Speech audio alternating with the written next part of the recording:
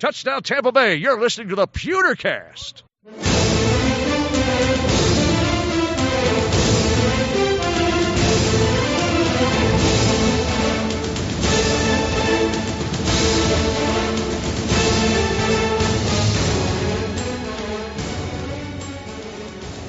Welcome to the Pewtercast. Today is Tuesday, September 26th, and you're listening to episode 45, Sunk by the Vikings. I'm Brent Allen, your host, and with me, as always, is a guy that you don't want to make angry. No, seriously, you wouldn't like him when he's angry. Ren the Hulk Daxt. Ren, how's it going, my friend? What? You gotta warn me when you're gonna pop out like one of these intros. One of these weird intros. I'm assuming that you're talking about my Jameis Winston's not a franchise quarterback. We need to start moving on from him. Rant on the Instacast. Hey, I will tell you the number of comments that we have received this week about you from this past Instantcast. Well, let's just say there's been more than a few. And I think we might actually get to some of those later in our fan interaction segment. But apparently, Ren, you resounded with some of our fellow Buccaneer fans out there. And guys, listen, if you haven't listened to this week's Instantcast, be sure you go back and do it. It was a good one. Even though it was coming off of a bad game, it was a pretty good one. So it was memorable. It was memorable. And, that said, maybe this week's episode will be equally as memorable because we've got definitely some stuff to talk about. And it seems like that particular question is something that has been coming up quite a bit here lately. But, hey, listen, talking about this last week's Instantcast, not only has it received all this attention, but fans out there may not realize that it was during this episode of the Instantcast that the Pewtercast as a whole crossed a huge milestone in the podcasting world. This week, we officially crossed over the 100,000 download mark for the Pewtercast. 100,000. And Ren, I got to tell you, buddy, that's not bad for a little startup podcast where we've been building this from scratch, from the ground up. You know, we didn't come into this with a built-in audience from a past radio gig or articles on websites that run that have a big following. And not to take anything away from those guys, but, we really have started this thing from the ground up. This is just our second season, and we hit that mark. So, big thank you to everyone who has been a part of this journey along the way. Yeah, a true grassroots podcast. No, yeah, thanks a lot, everybody. It is a bit humbling and impressive for 100,000 downloads in just over a year's time, I guess, right? Yeah, it's our first episode came out right after the draft last year. So here we are, very, very early into our second season, and we've already hit that mark. Yeah, about a year and a half. Mm-hmm. Yeah. Yeah, so and definitely, Ren, I mean, thanks to you for, jumping in and joining me in this little adventure. It's been a pleasure to have you on the show. That is true. It really is true. It has been a pleasure. To all of the guests who's helped who's helped us along the way, our friends over at Pewter Report, Scott, Mark, and Trevor, Derek over at What the Buck, Greg Allman, James Jarko, Pewter Plank, Evan, Chris Stafford, Troy Carter, Riley Allman, and I'm going to stop there because there's just been so many people who've been guests on the show or who've called in. But mostly, guys, Gene, yeah, Gene's a big one. That's what I said. I'm going to stop before I forget anyone else. So if I didn't mention you, much love to you. But most importantly, I want to say thank you to the listeners. Without you guys listening and interacting with us, honestly, I don't know that we'd keep doing this. Maybe we would, but I doubt it. Maybe. I don't know. If there was one person who listened a week, it's a little cathartic. But anyway, regardless of that, it just makes it easier, the fact that you guys continue to listen. The audience is continuing to grow. You guys are talking about us to your friends. You're interacting with us on social media and during the call-in shows. So thank you to everyone. I went back and recounted today. You have 21 different Buccaneer podcasts you could choose from. 21. And you guys have us. Is that it? I tried looking for podcasts for other teams, and most I could come up with was about 3 or 4 for other teams. Right. When we started, I knew of 4. There are 21. A lot of these have really cropped up here a lot, in recent days. So you guys have us in your mix, so that means a whole lot. Thank you guys so much. But, Ren, with that, why don't we go ahead and get into this week's show? What do you think? Let's do it. All right, let's do it. Well, guys, to start things off, We're going to be diving deep into the Buccaneers versus Vikings game. I think it's going to be a lively discussion.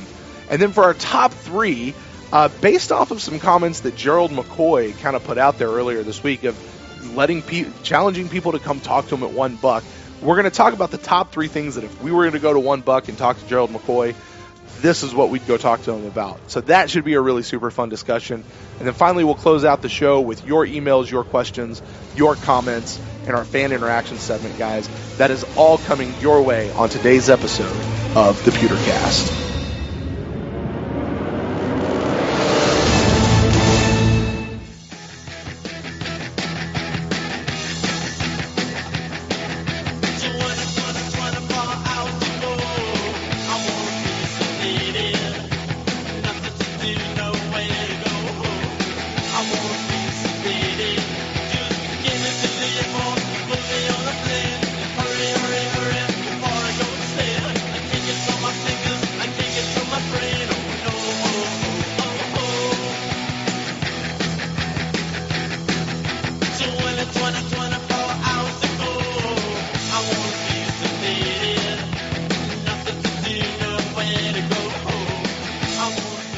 You're listening to episode 45 of the Pewtercast, and today we're going to be talking about the Buccaneers who traveled up to Minnesota to take on the Vikings this last weekend.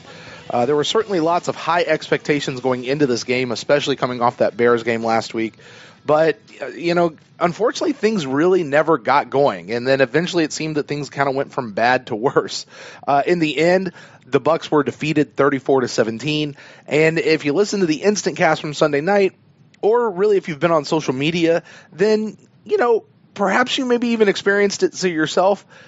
Emotions were running high for this game.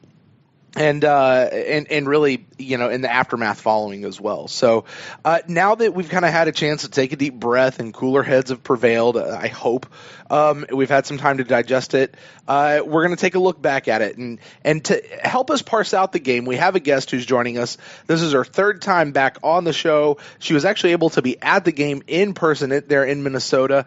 And if I'm right, I believe her birthday was last week. So join me in welcoming and wishing a happy belated birthday to the one, the only Bucs Princess, Nikki. Nikki, welcome back to the show. What up, y'all? Thanks for having me again, Brent. It's always a pleasure to be on with you and Ren. Yeah, Nikki, we certainly love getting to have you here on the show. You are perennially one of the favorite guests that we have. In fact, you were the favorite guest from last season, and you have a little trophy to prove that as such, huh? I sure do, and I think Ren is still a little bit salty about that. I got over it. It took me 6 months, but I got over it.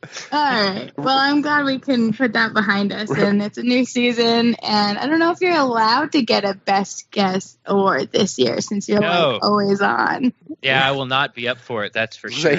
Ren got the co-host job. Yeah. Go ahead. Does that mean I'm defending my title now on this episode? Yeah. Well, it certainly means that you're back in the running for favorite guest for the 2017 Pewtercast Awards. I guess, however the years work out on that. You will now officially be back in the running for that award this year. So yeah, after this, so make it a good one, Nikki. I'll do my best. I always try. And so far, you're up against Gene. So. Oh, my boy. You're right. Exactly. Yeah. Well, that's all right. I like everybody that's on these podcasts. And I feel like as of lately, the last couple of years, everybody's got a lot more time than I do to do their film studies. Than I feel a little bit uneducated, but I try. I do what I can to keep up with these things. Yeah, I think the film study thing is I don't want to say it's become an expectation, but it's a lot of people are you almost have to do the film study in order to be able to talk about it, which is weekly. And hard. And I don't know that that's necessarily true. But for that, guys, why don't we go ahead and kind of jump into the game? Nikki, before we get into the specifics of the game, so you were there in Minnesota. Tell us a little bit about your experience there at the brand new, I don't even know what their stadium's called, but U.S. Bank Stadium. U.S. Bank Stadium. So brand new stadium, just opened. It looked pretty nice. I saw pictures of the Glazers and certainly the media guys, the Bucs media guys, were kind of oohing and awing over it. It seemed like. So, what was your experience being up there in Minnesota? You mean I wasn't the person you went and trolled through all the pictures I took? Rude. I'm just kidding. I did see one picture where you were trying to hand somebody a calendar, and it looked like it was somewhere in Vikings territory because it was all purple around you. So that's the one that immediately jumps out to my mind I saw from you. Oh, that one was funny because I got a stack of calendars from a homie that works at the Bucs and was giving some extras away. Uh-huh. And so I walked into the Mall of America and there was that Viking store. And so I went up and I, pulled the calendar out and I had it in front of me. And there was one of the workers at the front of the door. And I was like, hey, dude, do you want a calendar? This is a really nice calendar. Do you want it? And he goes, no. And I was like, are you sure? It's really great. Look at it. And he goes, no, we don't keep track of dates here. And I said, why would you? You don't have a Super Bowl date to remember. And then I walked away. It was pretty trolling of me, but it was fun. All in good fun. So about the experience, I'll tell you what. So I met up with Bucknuts and Bucks Addict out of Tampa, who are really good friends of mine, and we went and hung out with some major super fans for the Vikings, right? Mm-hmm. Sid Davey, who started the Viking World Order, he's the big dude you see on TV all the time, who used to catch Randy Moss when Randy Moss would jump into the stands. Him, Servi, they have this huge Viking World Order group, and you have to be nominated and knighted into this. Wow. And they had an amazing tailgate. It was a lot smaller than what I'm used to when you go to a Bucs game in Tampa. But I'll tell you what, these people are so nice and so hospitable and rowdy. Oh my gosh, it was there was some excessive drinking, but everybody held it really well, if that makes sense. And they were just having a good time. It was definitely one of the better experiences I've had at another stadium. And I haven't really had many bad experiences at the stadium with other fans and such. Maybe Detroit, but whatever. Who cares about Detroit? So the tailgate was awesome. Everybody was super cool. When I went into this stadium, I'll tell you what, the doors opened, I walked in, and before I could even get to where they scan your tickets, I was in awe. Mm-hmm. The stadium, you walk, it's just so overwhelmingly beautiful and massive. It took my breath away. My boyfriend and I were just standing there looking all the way around like little kids in a candy store just because it was so cool. So anyways, we get in the stadium. We did a little bit of walking around, checking out some stuff. And it's just such a nice place. It's one of the cooler places I've seen a game. I think in terms of football history, I loved Arrowhead the best so far. Mm-hmm. But this one, I like it better than even Jerry's World. So I don't know. It was amazing. I mean, the atmosphere there and everybody's just so nice. It's crazy how nice they are. But no, it was definitely a good atmosphere going into it. No one was really hating. The trash talk was at a minimum, friendly trash talk. It wasn't anything hostile like you'd get maybe Philadelphia, or I would do to a Falcons fan, or you did to some poor Viking store owner. Oh, right. No, but all of that pregame stuff was awesome. Now, where were you sitting? You get to your seats. Where are you sitting? What's your view like, of the field? So I am on the Bucs sideline, about the 10-yard line, on the closer to the end zone where the Bucs ran out from, so opposite from where the Vikings do their big old production. Mm-hmm. And I'm about 9 rows up from the field, so I got a pretty decent view of everything. Mm-hmm. I mean, when they're really down on the other end zone, it's a little bit harder to see, but they have the big screens on each side are HD. I mean, it's like the one we have in Tampa, but on both sides. It's beautiful. So their production quality of those kinds of things made it really easy to keep up with the game even when it was far away. So it was good. Very good. Very good. Yeah, it seemed like a really nice stadium. I got to tell you, I've been just to bring this back home a little bit, I've been super impressed with the updates and stuff that the Bucs have been making to the Ray J Stadium, to Raymond James. Yeah, it's from what I understand and just what I saw, this stadium just seems to be on a whole other level. So, we'll see what the future of stadiums are like. for that. But let's get in. Let's talk a little football. Why don't we? Why don't we do that? We kind of just usually start off with just some overall thoughts on the game itself. Taking a look back on it here a couple of days later. And Ren, why don't I go to you first? Just overall thoughts on the game now that you're looking back on it. Frustrating, even after 24 hours plus. It was just frustrating. You feel like they got behind the ball or right away, and they were playing catch up the whole entire game. Every time you felt you had a glimmer of hope, Minnesota would dash it. Tackling was poor, run defense was poor, pass rush was poor. Run offense was poor. It was definitely a day to forget. There's some positives to take out of it, but if this was like a high school game, it'd be one of those things you hear where we're not even going to watch the film. We're just going to throw it in the garbage and we're just going to start fresh. It started off bad and it never got any better. Fair enough. Nikki, kind of overall thoughts from you, actually even being there in the stands, which, by the way, I did notice on TV, it seemed like there was a pretty cool sprinkling of red throughout the stadium. It didn't look like there was any major pockets of it, but it did look like there was a pretty good sprinkling around. Did you notice that? And just, once again, overall thoughts on the game? I actually thought that there wasn't very many Bucs fans. Okay. I mean, I think maybe when you say sprinkling might be actually pretty accurate, because it was literally just here and there. There, like you said, no big pockets, no big showings. Everything was kind of sprinkled. You're right. You're exactly right. But I just don't think it wasn't a heavy sprinkle. I'll tell you that. I thought it was pretty light.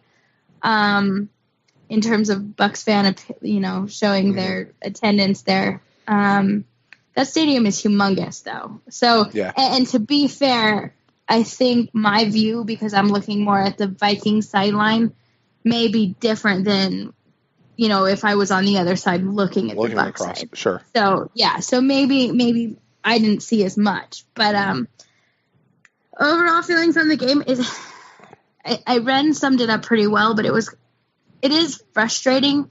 It's more disappointing in some ways, because I just feel like we had so much momentum coming off the game before, and this one just looked like we hadn't even watched an hour worth of film on this team.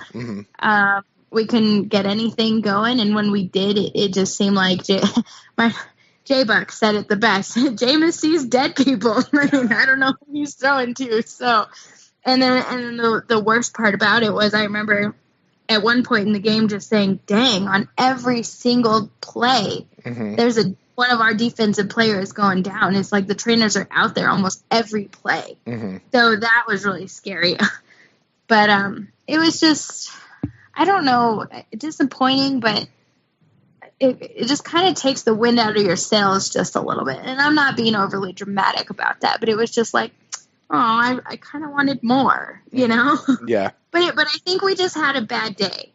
Everybody has a bad day. There's nobody that goes to work every day and is just the most amazing employee ever. I think we just had a bad day. And I think the NFL had a weird week, because I honestly think that every team I would have assumed would have won, didn't. And not just once, most of the games. So I think it was just a weird day for the NFL for sure. Yeah, I definitely would agree with you on that. The NFL as a whole, it was just a weird week of football.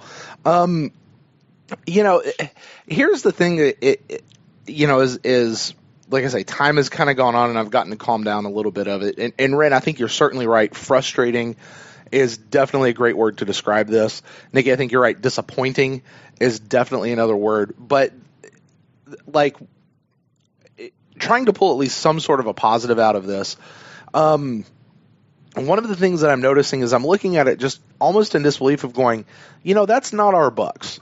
Whatever that was on the field on Sunday, did not seem like the Buccaneers team and the Buccaneers squad that we have right now, and who the Bucs were. Now, Ren, you and I had I think a top 3 list that we did maybe over the summer or maybe towards the end of last year. It was like the top 3 times that you had to say, well, that's my Bucs. Oh yeah, you know, and Bucks being the Bucks. Yeah, it's just the Bucks being the Bucks, and like in years past, that might be kind of what we say about this game. Well, you know, that's my Bucks. They have something and they flushed it away. But this year I wasn't feeling that. I was on the other side of that going, no, there's something off about this. Like something just felt off. This wasn't our Bucks. This isn't the team that has been created. This isn't the team that this isn't the culture, I guess, that we have around our team. That this just there's something off about this team, and I personally find that comforting. That this isn't well, that's just our Bucks, but this is no, that's actually not our Bucks. That's not who we are. And Nikki, I think it was you who was just saying, I feel like we're gonna look back on this week saying, yeah, that was just a really bad week. And I think this week's going to have some repercussions on an injury level that's going to go a little bit later into the season. But I just don't feel like this was a showing of who we are as a team. And I'll just kind of on an overall level, I think is a thought that I have there. Well, I think mostly it's because you know, we feel we have sort of like the aces in places. Mm-hmm. You know, we have the quarterback, we have the defensive coordinator, we have the offensive coordinator / head coach, we have the general manager, and especially defensively, it felt like they were not like a play behind, like they were a series behind. Yeah, it's like they went out and would play a series, and then they would sort of make their adjustments, but Minnesota's making the adjustments, like going to the side and saying, okay, this is how they're going to adjust, so we're going to do this now. And then they come back, and Minnesota just walk right down the field. I mean, they out-physicaled us. Their offensive scheme was, you know, it seemed like nothing – everything worked. When we blitzed, they had the play called for a dump-off. When Jerry McCoy got penetration – they had the play call where Keenan was actually rolling out to the opposite side. Everything seemed to work. So I know what you're saying about the Bucks being the Bucks, and you have that feeling where they're going to bounce back. Like we are obviously not a bad team, right. But with the disappointment and the frustration sets in is that we're a good enough team where this should never happen to us. You know, I don't mind losing games, but looking that badly on one side of the ball, it doesn't happen to teams that want to make a deep playoff run. It just doesn't happen. It's very true. Well, why don't we dive into that a little bit more and kind of parse this out? So we'll start with the offense, kind of like we always do. And Ren, we'll throw it to you first. Kind of first on the chopping block is the face of the franchise, the quarterback position, Jameis. What are your thoughts on Jameis and his play from this past week? I don't think it was terrible. I mean, the one interception, the first one interception to Sean Jackson, yeah, it was short. The second one, who knows if he was supposed to throw it or Deshaun got knocked off, or you're not really sure exactly who's 100% at fault with that. And the third one, you know, you have to take your shot. You know, he threw it. It was in triple coverage. Yeah, I would like him to look somewhere else. But, you know, it was right on target. It was in, you know, Mike's hands. He caught it. And then he got slobber knocker and the ball came out. Plus, you know, he was getting peppered with, you know, 200-mile-per-hour fastballs from Ali Marpet that are all over the place. It's like he was, you know, having to play catcher for a knuckleballer back. You know, it was like wham. So no running game because we got behind so quick. Not only it's Minnesota really short in the game, not only, which seems kind of weird because they had like, you know, bomb after bomb after bomb, but they didn't have a lot of 3-and-outs. And when they did have the ball, it took them a while to get down the field. So I think the Bucs only had like 5 possessions in the first half. And so when they come back on the field in the second half, we went 3-and-out. You know, it is only 3 minutes, you know, gone out of the third quarter, but you have to toss a running game out of the window, and I think that really hampered him. I thought his accuracy was good. He made some tough throws, put him in some tight windows, but it just seems, and I sort of talked about this on the Instacast, that he still hasn't quite learned that you can't get back in the game on every play. You know, every drive, you've got plenty of time. You don't have to try to throw it through a keyhole every single play. Just that sort of doing too much thing. But overall, I thought his passing was good. I thought his protection held up pretty well. And I thought his accuracy was okay. I know you can't take away those 3 picks. Oh, don't worry about those 3 picks. He had a great day. But overall, Jameis didn't lose the game for us, put it that way. Yeah, that's a note that I have about Jameis is that it wasn't as bad as it seemed. When I did get to go back, I got to watch kind of the condensed version of the game. That it wasn't as bad as it seemed, and I'll detail that in a few minutes more. But Nikki, I'll give you a chance to kind of go through thoughts on Jameis and the quarterbacking of the game this week. I haven't rewatched it, so my initial thought is, when Ren says that he didn't lose it for us, I think, you have 2 basic interceptions in the end zone or right on the goal line, and I feel like both of those ones, throwing into Mike Evans when there's like 4 people around him and everybody else has single coverage, and he telegraphed that entire throw, like he just stared at Mike the whole time. I feel like that's just a bad decision, and I get it. If anybody can make that catch, it's Mike, right? I mean, that's what we have him for, is to go make those 50-50 balls. But at this point, it was like a 20-80 shot when there's 4 other people around. Anyways, and then that other interception where he threw to the ghost receiver that I have no clue what he was looking at, because there was not a red jersey anywhere near it. I don't know if, like you said, I don't know what the plan was there. I don't know if a receiver ran the wrong route or Jameis thought someone was going to be there. But if you're looking that way or starting to right before you release it, there ain't nobody in that area.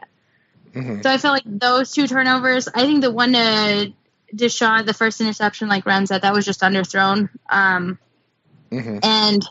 God, it would have been beautiful if he had put it between those 2 guys. But it didn't happen. I just feel, I don't want to say he lost it for us, but because I just think the whole team was just not there. Like, it was just an off day. But I definitely think that Jameis's decision making is still questionable. And here's the thing: I'm not trying to be overreactive, because that's not who I am. But I guess I just would have thought that his accuracy is improved. I think he's got an amazing football IQ. I think he can watch film, and he knows these things. But when it comes to like putting it on the in those moments where your decision making is crucial, I'm not sure his decision making has improved within 3 years. And I guess my hope, and I'm not questioning it yet, but I'm starting to wonder if we need to question if those things are going to improve. Of course, it's the second game, so I'm not like jumping off a cliff here, but I'm just wondering if we need to start kind of worrying just a little bit, if that makes any sense. Yeah, it's something you're going to keep an eye out for. You're not going to hit the panic button, but now you're going to pay special attention to that. I just feel like by the 3rd year, this is something that should have by now gotten better, and especially for the fact that it was documented on Hard Knocks. I mean, with Cutter, yelling at him all the time, like, you can't make those throws, and then everybody else saying, don't do too much.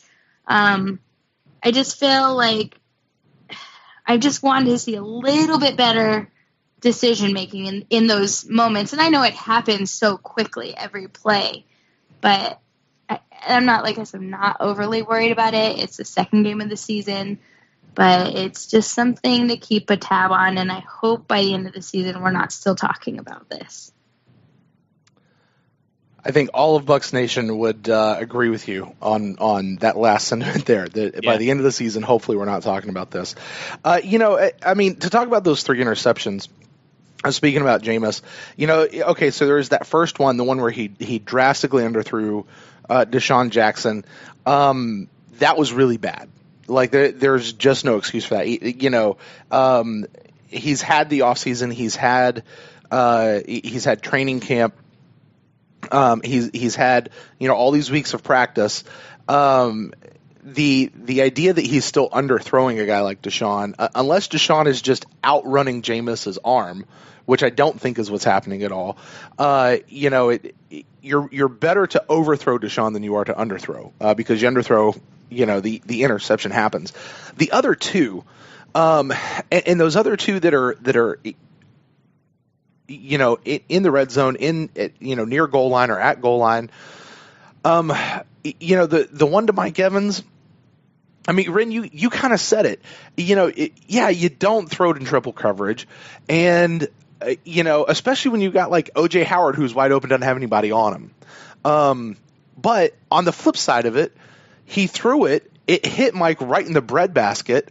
And had Mike been able to hold on, they would have looked like heroes for that game. Yeah, I agree. I think when it works, it's always great, right? It's the best play ever. When it works, like that. Go back to this horrible memory, but the kneel down play. If it had worked, exactly. We'd be. Shiano is the greatest mind ever. Let's not even say I can't believe I even said that. But right, if it works, right, it's amazing. Right. But for Jameis's side of that, I mean, it was a dart. He threw it exactly where he needed to go. The other one where it looked like he was just throwing into nowhere, where I said on the Instant Cast show about that, it's almost like, it's almost like it just slipped out of his hand and the football came out of Jameis's hand the way a golf ball comes off a club for me. It just hooks wide right. And there's no rhyme or reason for why that actually happens. But going back and looking at it, I've heard some other people talk about it and parse that out. If it was headed, I think it was Deshaun Jackson, and Deshaun Jackson wound up getting bumped by one of the other guys, like very unexpectedly. And had he been able to complete his route and not get bumped off his route, that's exactly where Deshaun would have been. Now should Jameis have seen that? Should he have adjusted for it with the lightning quickness that it all unfolds? Maybe, I don't know. It's possible. I think that's a question that I'd love to ask. I'd just have to sit on that one a little bit more. But, Nikki, I think it's always a fair thing to say about any player, like, hey, by the third year, you should have had X, Y, Z. These things should have been parsed out. You don't get a free pass just because you were a number one pick, or just because you're the face of the franchise, or just because whatever. Like, these step functions should be taken, should be taken and should be going. You should be moving forward and down the path on that. I guess real quick. Yeah, go ahead. Well, I might get crucified for saying this, and I was talking about it a little while ago, and I don't mean it the way it's going to sound, but when you see this situation, and I'm like I said, I'm not overly worried, but when you start to question it, I'm sitting here thinking, like, are we going to end up with somebody like Jameis has all the potential in the world. He could be the next Aaron Rodgers, right? He's got the skill set and the tools, and if he puts it all together, he could be that good. I believe that. Many other people believe that. What I'm worried about is, like, what if we have this dude that's like Andy Dalton? Don't do it. It's like, don't do it. You know what I'm saying? Like, no, don't do it. I know I'm gonna get crucified for it. I'm just like so scared, and it's so early. Nikki's off the air. Retraction. I'm saving you. It's okay. I can buy this. We actually, Brent asked me that question last night on the Instacast. He saw stuff like, "Yeah, Jameis is a great leader, but is he really a good quarterback?" And I sort of lost it a little bit. So sort of doesn't start to describe it. Okay, I got a little angry. I see where you're coming from. I think we are way, way down the line from even having that conversation. I mean, and like I said, I'm not trying to overreact. It's just a thought that crept in because we've typically been a franchise that kind of gets, cursed in some of these ways, and this is the best shot we've had in a very long time to have something great. Right. I think it's the the skeptic in me and the person that's cautiously optimistic to be like, well, what if it's not as good as we hope, or it doesn't fall together the way we think it should, and I'm not a pessimistic kind of person. It's just a thought that creeped into my head. I think he has all the potential in the world, and I think he will put it together. It's just, at what point do we need to start? And I'm not saying fire sale, we need a new quarterback. I'm not saying anything like that. I'm just kind of worried that what if he just becomes kind of a middle of the pack kind of quarterback and never takes that next step. And I guess by the end of the season, I want to see major improvements from him. Mm-hmm. Like, I don't want to see these. And he took the sack this game that he shouldn't, previously he would have thrown that ball when he took that sack, mm-hmm. and who the hell knows where it would have ended up, So I think he is learning, but I'm just still scared, a little bit scared. Yeah. Just a little. Nikki, I will say this, and Ren may disagree with me on this. I think that question and that conversation is something that needs to be had and needs to be discussed right now between Dirk and Jason Light, like in a private conversation between the two. The what if that's all I'm saying is just hey, what does the next 2 years look like for this guy? Because I'll tell you somebody else, and this may get me in a lot of hot water and a lot of trouble, who had all the potential in the world and he couldn't put it together, who also came out of FSU, and that was Roberto Aguayo. He had potential. God. He had potential. What has happened? He had What? He had the stuff to put it together. But here's the thing: I don't think Jameis is going. I don't think Jameis is going down. Listen to what we're saying. I don't think Jameis is going down that path. I don't think that's going down that path. But I think it's a valid point for people who are in that position, meaning Jason Light and Dirk Cutter, to at least have that in the back of their heads. But in no way, shape, or form do I think we're even going to touch and get close to that being a reality, because I think Jameis is going to be around for a very long time, and I do think that Jameis is our franchise quarterback, and I do think that because he is making those strides, Nikki, to the point you just said, he's taking that sack. We watched him do it last week as well against the Bears. He is moving forward. He fired that in and he hit Mike Evans. It might have been in triple coverage, but he hit him. That was our biggest concern with him coming out of FSU. He has no long ball accuracy.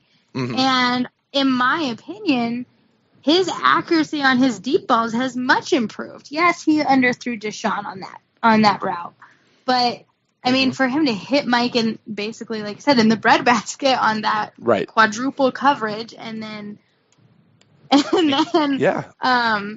hit Deshaun, had a touchdown. Don't forget about the touchdown he threw to Deshaun Jackson. Exactly. It was a dime he threw in. That was on the other side of the field for me, so I didn't see that one as close as I saw the other interceptions and stuff. They were more on my side of the field. But yeah, you're totally right. And I'm not saying I don't think he's a bad quarterback, and I don't think he's going to fall apart. I'm just saying I think it's something to keep a tab on. Just a tab, right? You don't even have to you can even close the book on that. I don't even think, honestly, I don't even think we need to keep tabs on it, is what I'm saying. I can see that. Okay, first off, Jason Light and Dirk Cutter have this conversation about every player during the offseason. They have this conversation. So your point about they need to start to have this conversation. It's their job to have this conversation. The way I feel about it is, I sort of summed up. It's something you're going to keep your eye on.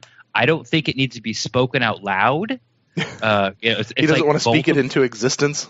Yeah. Yes. Yeah. It's like don't Voldemort. Put it in the universe. Right. Yeah. It's like. Did you say Voldemort? It's Voldemort. Yeah. Is that a Harry Potter reference? Is there another Voldemort that I'm aware of? I mean, you just don't talk about it yet. It is not a problem. The team has enough problems going into the Giants game than we starting this narrative that Jameis Winston is Andy Dalton. So I apologize I didn't want to be crucified for it. It's just a thought. Okay. Wait, you're gonna get crucified. I'll take it. It's just something, just throwing it out there, just a little tidbit of a thought. It's not my honest opinion. It's just a concern. And I think it's valid. It's the thing it's the thing that's in the back of your head, and judging. That you put on your Twitter account. Sorry, go ahead. Well, that a lot of people have put on their Twitter account, which is the thing. It is out there, and while I'm, Ren, I get what you're saying about not speaking it into existence. I'm trying to speak it out of existence on the other side of it, because I want to address it by saying, no, that's not something that we need to be worried about. I think he's going to be fine. And I'll go back to what I said. This game it was a lot better than it seemed. Like, I think when we go back and we look at it, Jameis was a lot better than he seemed in this particular game than what the stat lines may show. And I do think he had it wasn't great by any stretch of the imagination, but it wasn't as bad as it seemed for Jameis. So with that, unless you guys really have something burning, let's go ahead and move on for the sake of time. I have go ahead. Something really quick. It's not about Jameis, so we can get away from it. I didn't see this whole Mike Evans tantrum thing on the sideline. Okay. So I saw, and it was Derek from What the Buck, who I saw it on his recap thing that he does. He said, because I think the broadcast would show this better, that the interception to Mike in quadruple coverage happened immediately after Mike threw that tantrum on the sideline. If that's the case, my thought process is that Mike was pissed off for whatever reason. I think it was the interception before, and that demanded the ball for whatever reason. And so Jameis said, I got you, I'll get you the ball. And it's kind of this, no matter what, I'll get you the ball. No matter if there's, 10 out of the 11 guys on you, I'm getting you the ball. And so did it play out that way? Like, from the broadcast, could you tell if it was immediately after that, or do you think those two things were related? I didn't see that tantrum until after, so I have no clue when it played out. I don't remember the timeline of how that actually worked. Ren? No, that timeline's correct. He threw the ghost pick, and then Mike, kicked stuff and pushed a garbage can, and then he threw the Mike Evans pick. So if Mike Evans is throwing this tantrum, do you think that second thing was because of that? The reason he threw into triple coverage is because Mike demanded the ball? Is that what you're saying? Yeah. And what do you feel about that? Because I feel like that's not how you handle that, but that's just me. But whatever. I'll take that. It crossed my mind a little bit too once I saw it. But if that did happen, it's all over now. One, Mike apologized for it in the locker room. If you watch the interviews after the game. Two, if it is what happened and he put it right as we've been calling it in his breadbasket, I'm going to call it his hands, and he got hit and he dropped it. Now Mike can just shut the fuck up, because for the rest of the year, if Mike's mad that he's not getting the ball, Jameis can just go, well, I gave it to you and you lost us the game. So anything you're worried about that situation happening, Deshaun Jackson worrying about the ball, Mike Evans, crying for the ball, all that stuff's been put to bed. And I think you can't prove it. You're never going to hear from it. Neither one of them are going to tell you that's what happened. They're going to cover each other's back. And if it did happen, it's just shut up, Mike. If it did happen, because you dropped it and it intercepted, and that was the end of our chance to win. So fair enough. Yeah, and the other side of that too is, from a leadership standpoint, and I'll bring this up because Jameis is the big leader, right? Part of your job as a leader is, even when people have those kinds of raw emotions and whatever, you can't give in to that kind of stuff. Like Jameis's job is to make the best decision of where to throw the football, given the game given the split second moment that he has to make that decision. And you can't allow somebody who's pitching a fit to dictate to you where you throw the ball when that's on your shoulders. You verbalized exactly what I was trying to say. Yeah. So that would be, Jameis is still a young guy. He's still learning. He's learning a lot about leadership. He's learning a lot about what it is to lead men. He's leading a team of people that are of a caliber and of an age that he's never led before in his life. Like, this is still new territory for him. And he's doing it well. But every leader is going to have mix-ups, and the good leaders will go through those experiences, take those, file those away in the I'm going to learn from that category, and move forward, and use that going forward in the very long and distinguished career that I think Jameis Winston is going to have, particularly with the Tampa Bay Buccaneers. Yeah, I will still argue that it was the throw. Like, that was the proper throw. I mean, you're down 2 touchdowns. You need to score. The clock is against you. Yeah. You're not going to get 2 more possessions. You have to take your shot, and he put it right on him. Yep.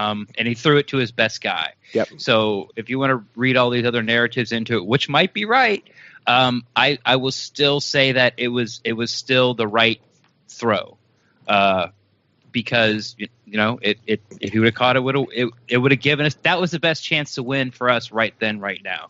I disagree, but I haven't rewatched the play, so.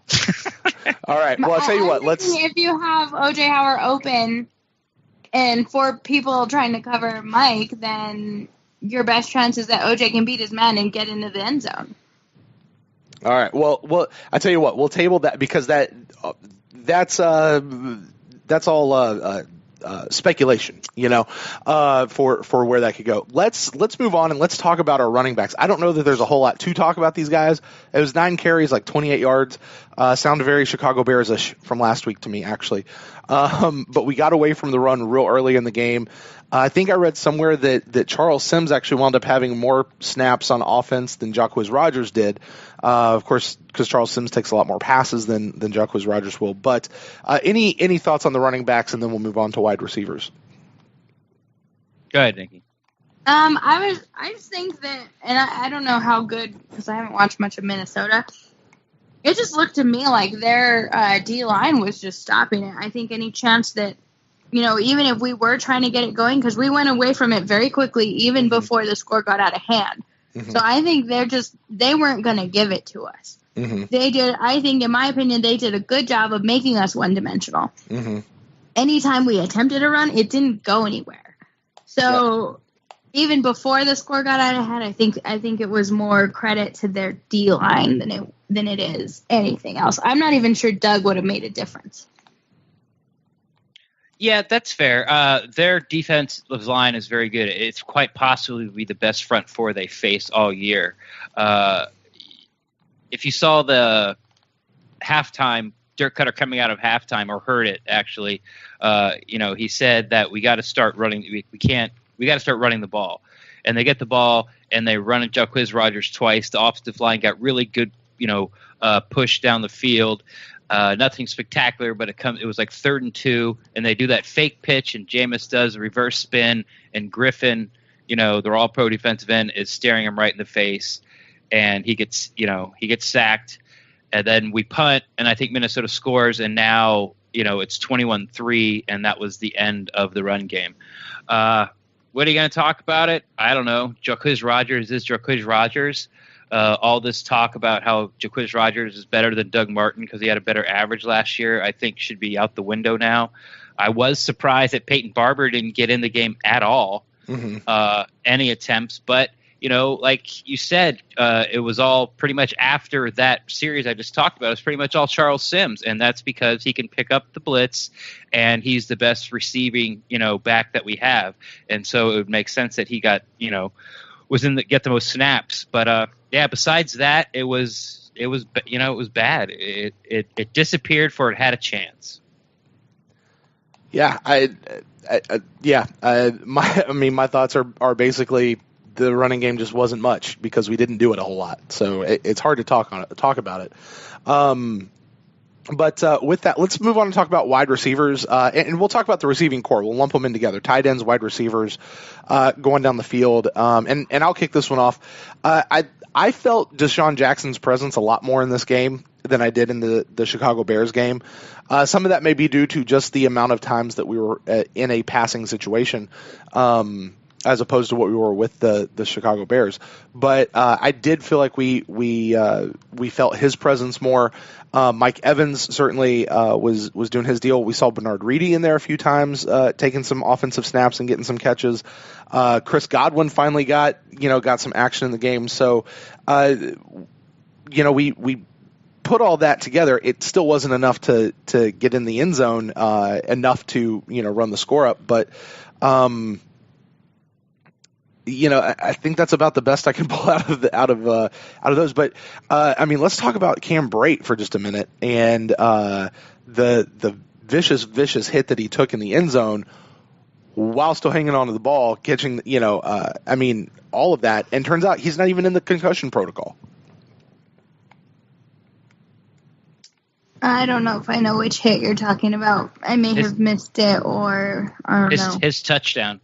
Yeah. Touchdown. Yeah, when he had a touchdown, somebody came in from behind him and basically snapped his head forward and flipped him backwards. It was horrible, Nikki. Horrible. I don't think I saw it as clearly as you guys did. So I really can't touch on it. But, you say let's talk about Cam Brate. We should never stop talking about Cam Brate. I think the world of him. I think he's fantastic. He does everything we've asked of him. Mm-hmm. Yeah, agreed. What about the receivers overall? I think the receivers overall did a good job. I didn't see. That Mike dropped that one pass that we kept talking about, but I just don't think there was nothing about the wide receivers that made me go, oh, that sucks. More than I think they did. I think they did as much as they could. To me, when we were moving the ball well, we'd get down to the end, and then to me it was on Jameis that when he turned the ball over so close to the goal line. Right. That was more on him than them, in my opinion, but I haven't watched the film too. So. No, I'm with you. I think of anybody on the offensive side of the ball, the receivers had the best day. There were some really tough catches people made or hung on to the ball. We talked about the Cam Brate, where the referee actually went up to Dirk Cutter after the play and apologized for missing the targeting call. Oh, he did? He was like, my bad. He's like, I'm sorry. It's like, I just missed it. And then, Humphreys had a great catch, sort of sliding across the middle when two, players were crisscrossing. I'm with Nikki. I haven't watched the film either. But the only drop that I remember is the Mike Evans one. So I thought the receivers had a good day. Deshaun Jackson, that wasn't exactly an easy catch for his touchdown. Right. Adam Humphries, everything that he took so many shots. Knew he was going to get him, but he kept catching him and put himself in harm's way. So overall, I thought I would give the receivers an A overall for just their specific part. I thought they were the best offensively and maybe even defensively as well. Best unit out there. I just love Cam Brate and Adam Humphries just in general because they seem to be the unsung heroes. Repeatedly. Mm-hmm. We have these big names. We have Mike Evans and Deshaun Jackson, and we drafted O.J. Howard. And then it always ends up being like Cam Brate and Adam Humphries that come in the clutch and save our asses. They are the best players we don't talk about enough, in my opinion. No, I hear you, but it's hard. We should be talking about at least a lot more about Adam Humphries. He led the team, I think, in receptions and yards. It was really close between him and Mike, but I think he had 6, 7, maybe even 9 balls. I should probably look that up.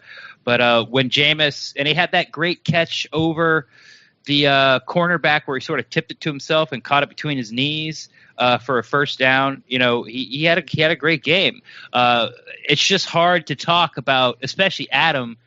Is because he only has that game 3 times a year where he'll get 7 or plus catches. Usually it's 2 or 3 and that's it. But yeah, Cam Brate, he just had the unfortunate of I think everyone would be talking more about Cam Brate, but their first draft pick was a top 5 talent in the draft, and he's sort of taken over the conversation. But I think it's really going to start rolling back around to Cam because now that O.J. Howard is doing a very good job of run blocking, there's only one football, and he only has 2 catches in 2 games, and people are starting to remember, oh, yeah, Cam Brate, that's right, especially after that hit he took and that touchdown catch he made on Sunday. Fair enough. Well, let's move on. Offensive line. What about these guys? Nikki, Ren, I'll throw it to either one of you two guys first. Offensive line. Go ahead. I just think Allie didn't have his best day. No. I don't know why that is. My boyfriend was asking how come Holly's never active, and I think it's just because they don't want to activate 2 centers on a game day when they might need, other D linemen when they keep dropping like flies. But I don't know. I don't know what it is. I don't know. I can't explain that. I don't know why. I think it was just an off day, honestly. I don't think this is going to define the O-line or Allie specifically. That's really my only comment about it. Other than that, I didn't see any issues with it. Yeah, I don't think Allie had a bad day blocking. I don't think the O-line had a bad day blocking, run blocking or pass protecting. Everyone was sort of keeping their eye on Donovan Smith and these great rushing ends for Minnesota, and I thought he held up well. He didn't stick out like a sore thumb, that's for sure. And yeah, the only really sore spot that kept popping up, sort of like in that little third quarter stretch, was Allie fire and pepper balls back to Jameis Winston. But Dirk Cutter said in the press conference today that yeah, he did have a little bad spell there, but they're very confident that he's going to be a very, very good center in the NFL and not to worry about that. But overall, offensive line play, you can't complain. Once sort of to use a line I use about Jameis, like, they did not lose the ball game for us. There's more problems in the pecking order before you get down to offensive line. Oh, definitely. It's like Derek always says, if you ain't talking about the O-line, that's a good thing, right? For the most part, we have nothing to say, except I think Allie didn't have his best game. The other thing I was going to say is that it's so nice and it's so refreshing, and I think I said this on the show last year, not to be beating the O-line with, like a dead horse, because for a long time, that was our biggest downfall. Any weapons we had or a quarterback that we had at that time had no freaking chance with the O-line we had. So, and we've come a long way where if a couple, even a handful of bad snaps is what we have to complain about, I think we're on the right track. Yeah. Agreed. Yeah, no, 100% agree. They certainly, I thought, had a what's the right adjective? They had a decent day. Yeah. Again, I go back to it wasn't as bad as it seemed at the time. Allie missing those snaps, man, those were huge, and they made a difference. They certainly did on those plays. I think some of that might be that, if I'm a defensive coordinator, I'm going to push on Allie a little bit, knowing that he's a brand new center. Because he, as a center, you not only have to get the ball snapped, you've got to make sure it gets to your quarterback, and then you've got to come up and start your block. And all that has to happen so quick. So, to me, that's an area that I'm gonna kind of push and keep pushing. And I wonder if that's what Minnesota wasn't doing, was continuing to push on that and kind of. I don't know. It's like a little bit of a soft spot, and I think Allie's going to only continue to improve in that particular spot. But we didn't have an ungodly amount of penalties on the offensive line. They held their blocks. Jameis had time to throw for the most part. They weren't able to open up a whole lot of running gaps, but we wouldn't run a whole lot of running plays, as we just talked about earlier. To the one thing you were asking about, Nikki, with why they don't activate Joe Hawley, the Bucs have, I believe it's 9 offensive linemen on the roster. They only activate 7 for the game, and so you've got the 5 who start, and then you've got 2 backups, right? Well, you're going to have one backup who's going to kind of be your tackle backup. You've got one backup in Evan Smith who can do either guard position or center. So, I think Hawley might actually generally be our odd man out, unless he can learn to play another position. But I think that's the why. Like, if you were to ask Coach Cutter his reasoning, that's how he would break it down. Is they only have 7 active, and so you've got the 5, and then you've got the 2 backups, and so yeah, that makes totally sense. Yeah. It makes total sense. That's exactly why. He's right. Hawley's not versatile enough. All he does is play center. So if you got a guy like Evan Smith who can play center and guard, or either guard, he's the guy that you activate. But should somebody go down with an injury, I very well think we could see Hawley on active the very next game. That wouldn't be a stretch, and that's why he's still on the team, to be honest with you. I just like Joe Hawley a lot. I mean, I love Allie, but we all do. We all do. That boy brings some fire to that line for sure. He absolutely does. He does. Him and his beard. Well, on that note, why don't we go ahead and flip over to the defense? We'll just start up front. We'll give some defensive thoughts here as we run through it. Up front, the defensive line.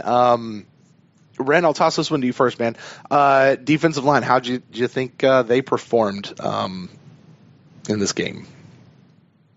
Did they perform in this game? Can you actually say what they did was a performance?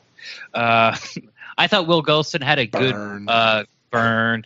I thought Will Golston had a good game as far as run defense. I believe he had like 9 tackles. Gerald McCoy was once again, until he got injured, completely unblockable. He lived in the backfield, but I sort of alluded to at the beginning that they sort of had a plan for that. Okay, we're going to let him penetrate, but make sure he penetrates to the left side because we're going right. And then if we're going to let him penetrate, make sure you push him to the right side because we're going left. It just, I don't know if that's what happened, but it sure did seem like, that's what Minnesota was just going to go with. They're going to let him have his get off. As far as everyone else, it felt like a no-show, There were some, I liked their hustle. They were always hustling downfield, but as far as stuffing the run, I don't think they stuffed the run until the fourth quarter when Minnesota was just trying to, run out the clock. The first 3 quarters, if you gave Dalvin Cook or anybody the ball, it seems like they weren't going down till after 5 yards. And then not necessarily just defensive line, but how many tackles that Dalvin Cook ran through that you expected that he was stopped, and there's 2 guys on him, and you'd see the rest of the team sort of, start to shut it down, running wise, and then Dalvin squirts free again. That was very frustrating as well. I'm sort of going to pin that on everybody, not just the defensive line, but there was absolutely no pressure, on Case Keenum. He was sitting back there with a margarita, just giggling away. And so, we thought we had this, this pass rush, and then Noah Spence blew his shoulder out again. Who knows? Is this going to be a chronic thing? Lots of question marks. And if we don't get a pass rush against the Giants next week, we are in serious, serious trouble defensively this year. Yeah, I agree. I feel like this portion of the thing, at least for me, is going to be like, well, nobody did their job, and a part of it is because the cornerbacks weren't doing their thing, the defensive line couldn't get in and do their thing, which means the linebackers couldn't do their thing, which means the safeties were getting showed up every time. Because that defensive unit really all does work like cohesively. It's not just everybody do your job. It's everybody. If somebody else doesn't do their job, it forces everybody else to switch things up. The thing about the defensive line, though, it just always seemed to me that every time we saw Dalvin Cook, he was already behind the defensive line by the time he got the ball. And that might even include taking a handoff from Case Keenum, It just seems like they just couldn't stop.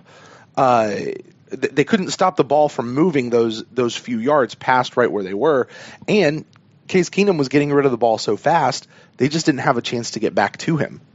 So I don't know that they were performing badly as much as the Vikings just figured out how to beat them, if that makes sense. Them. Yeah, just out-schemed them. And, when I think it was Derek who called in and he talked about how they were just out-coached, this might have just been a way that they were out-coached. I don't know if that was the case. Gerald McCoy invited anybody who wants to talk about it to come down to One Buck Place and talk to him. Now, it's not a fight. That's actually go talk to him about it. So, I don't know. I might show up at One Buck here and just wait in the parking lot and be like, hey, he said we could come down and talk. And I'd like to talk to him about it because I want to help figure it out. And he and I have a special bond now. So, that's right. You asked him a question. Yeah. Well, and listeners to the Pewtercast will find out what that is here very, very shortly. But, moving on from that, defensive line, let's take a step back to the linebacker core. Linebacker core looked a little. Wait, Nikki didn't get to talk about the defensive line. Oh, hey, Nikki. Yeah, Nikki. Thoughts? Hi, I'm still here. You are still here. Sorry, it's usually I start talking last, so I rolled past that. Sorry about that. Go ahead. That's okay. I think you guys summed it up pretty well. I think the only thing I would add is that I don't know if you guys noticed when Noah Spence went out with his injury very early on in the game, and I don't know what timing wise what it was, but it was very early. I think it was if it wasn't the first quarter, it was early in the second. And it happened very quickly because I saw it happen where he was near the sideline and he went down and I couldn't tell who it was that was on the ground. And he got up very quickly and he went to the sideline. I was like, okay, well, whoever it was is at least up. So that's a good thing, right? Next thing, I kind of put it 2 and 2 together when they're showing the injury report on the big screen. And it says Noah Spence has a shoulder. And the only reason I knew it was Noah Spence when I saw that injury, or like when I put it together, was that when that person went down, they grabbed their shoulder. And the camera went away from it so quickly that I'm not sure anybody really noticed when it happened. But I saw it. Anyways, he came back in, and I didn't know how bad it was because I think when you're at the game, it's a little hard to follow the injuries and what's happening kind of on the sideline. Yeah. So I was like, and then I later in the game, I was like, oh, Noah Spence is back. So, okay, he's fine, right? Come to find out he has that dislocated shoulder or whatnot. But it happened so early in the game, and if he relocated it, I know it's still painful as hell. Yeah. I think Noah Spence was running on half tank for most of the game anytime he was out there. Just maybe in pain or, scared of re-injuring himself, whatever that is. And then you saw Gerald obviously getting dinged up. He came off the field 3 times where he was limping. And then he'd be back out there. So he's such a trooper that at least he's getting back out there. But I think the whole defense was dropping like flies all over the place. Yeah. That I don't think, and then like you said, if it's not working cohesively, it's just not going to work. And I think a lot of that, I don't like to blame it on injuries, but it's definitely a main factor. And I don't think everybody was clicking on all cylinders. And this whole thing with the flu, right? Yep. Maybe it's more pervasive than we thought, and maybe everybody else is just kind of feeling a little under the weather, not quite sick, but they just all seemed very flat. So that's just kind of my perception of it. Well, I mean, let me ask you, have you ever tried to go to work when you had the flu? Maybe you're in the first day or two of it, heat stroke 2 weeks ago at the UNM New Mexico State game. I got heat stroke, and that entire next week, I was fighting a cold. I wasn't quite sick, but I was not feeling good, and so I can only imagine having to go out there and be physical about it. Right, have a job that is physically demanding as being an NFL professional football player. Exactly. So if you're feeling even slightly under the weather, I can imagine that you're not, clicking on all cylinders. So just something I thought. But. Yeah, I think that's a very, very valid point as we go through this because we were missing Swaggy off the defensive line, we were missing Jock Smith off the defensive line, we're missing Quan. Which I don't know if his was a flu or if his was an injury, but then we were missing Grimes, who was a last minute scratch, who seemed like that was it reeks of him just the flu finally caught up with him and he couldn't go, with just kind of how that whole thing shook out. So, and it's just, there's this bug. That to me, I think is probably the simplest explanation of what happened to the defense and why it was so night and day difference between what we saw last week versus Chicago and what we saw this week. That it just looked like we were watching 2 different teams playing. From front to back, from the defensive line all the way back to the safeties, it looked like we were watching a completely different team play. Agree. There you go. All right, so defensive line, talked about them. Linebackers, Nikki, I'll go to you first, so I can definitely make sure that I don't forget you this time. Linebackers, what are your thoughts on those guys and how they played? I think we definitely missed Quan in the middle, for sure. The way he can swarm to the ball is I don't want to say he's almost better than Levante David at it. And Levante David is a beast when it comes to finding the ball. I think they just kept kind of beating us over that middle the same way as Chicago kind of did from what I could tell. So I think the absence of Quan was really big.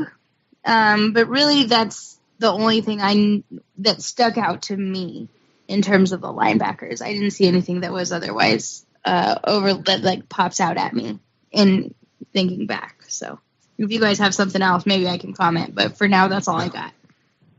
I do like that comment that, if Quan was in there, it might have been a different game for Dalvin Cook. With his speed, he might, if he, picked the right hole, which has been a problem for Quan in the past, but making the right read and staying disciplined, he could, he would have been the guy that they would funnel Cook to him. And, if he was going downhill, those 5-6 yard gains, just could have been like, 1, 2, 2.5, 3 yards. And that could have changed the whole entire game. But I said overall, I thought the linebackers had a good game. I don't think they missed a lot of tackles. I thought Levante David was all over the place again. From what I read, Kendall Beckwith never came off the field defensively. He was like the only guy that didn't. So, thank God we have that guy. I saw Bond in there for the first time, and the only time I really noticed him was that flare pass to Dalvin Cook near the end of the game where Dalvin, sort of sealed it, went up the sidelines for about 40, 50 yards like that. So I'm not really sure how Bond played, but our linebackers are good. The depth is good. I don't think they were really the problem as far as missing tackles or necessarily the up the middle Dalvin Cook run penetration. I thought they did a good job turning him back inside early, so the flow of the defense could sort of wash over Dalvin and finish it up. I thought they did a good job. As far as pass coverage with the linebackers, no one covered anybody all game, so I don't. It's hard to blame them. Like, oh, you had a terrible game, but they didn't really throw across the middle too much. It was outside, and it was yes. deep, and it was Cook out of the backfield. They didn't really do that dragging route stuff that Chicago did a lot of. Right. Yes, and that was the thing. Again, this is going to be one of those. It wasn't as bad as it seemed when you go back and you look at it. I think the big difference between this week and last week with these linebackers is there just wasn't any splash plays. Kendall Beckwith went out there. He did a decent job, as you mentioned. He was on the field. I don't know that I could confirm he was there for every single play, but I would believe it. I've just not seen the sheet to know that, but I wouldn't doubt that at all. If you remember last week, he made some really big plays. It just didn't necessarily materialize this particular game. Levante David, right up till his injury, was doing Levante David things. He just, it just didn't flash up. There wasn't the big sacks. There wasn't a lot of the big tackles for loss. There wasn't any of those things that we saw last week. But they were doing their job. They were in a struggling defense. They were actually doing okay, and probably was the bright spot of the entire defense, to be honest with you. For sure. But again, it's so hard to single any one of these units out because they all work so cohesively.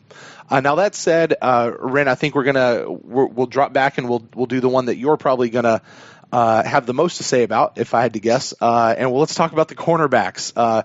Missing Brent Grimes, he was a guy who was out. Vernon Hargraves is kind of our veteran, and I guess at this point, Ryan Smith picked up the other side. Now, let me ask you this, because I looked again when I went back and watched the condensed game. Was Bobby McLean in this game at all? I know he was our starting nickel. Again, just not something that there was nothing that was happening that caused me to notice him. It's because they didn't throw at him.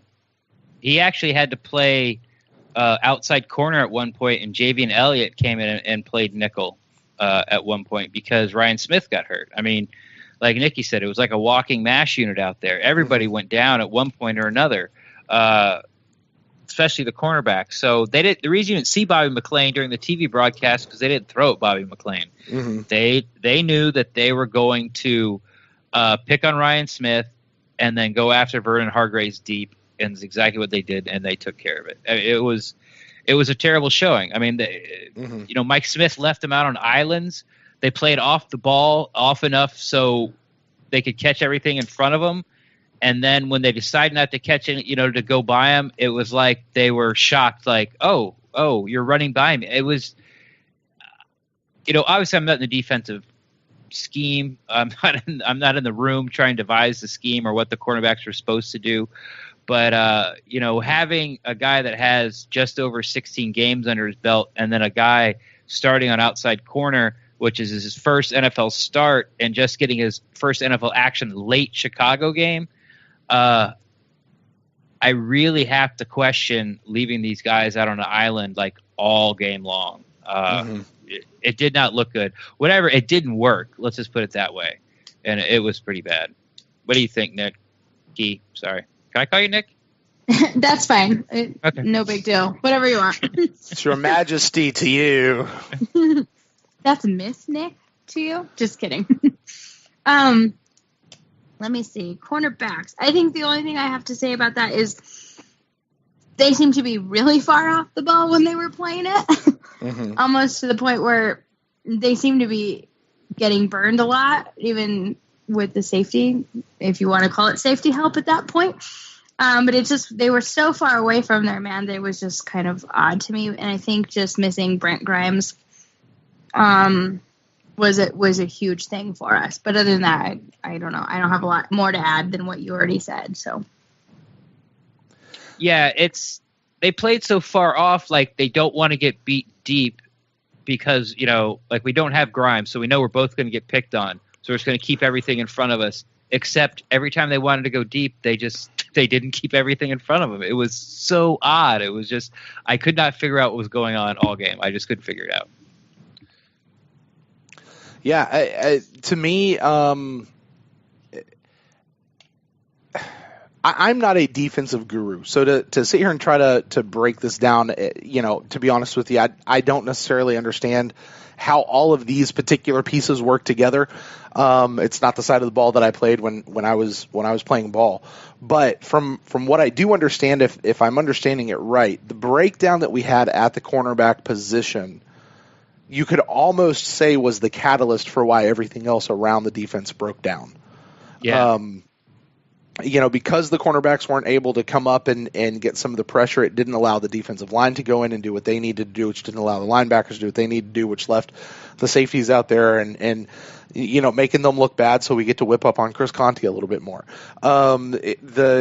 Because they weren't able to cover in the deep ways that they needed to, these guys were able to complete things that otherwise they wouldn't necessarily be able to, which means the defensive line, the defensive line wouldn't have been able to get back there and get to where they needed to. The linebackers weren't in the right covered spots, and the safeties wouldn't have been left out to dry, and we wouldn't get to beat up on Chris Conte anymore. Like, it seems to me.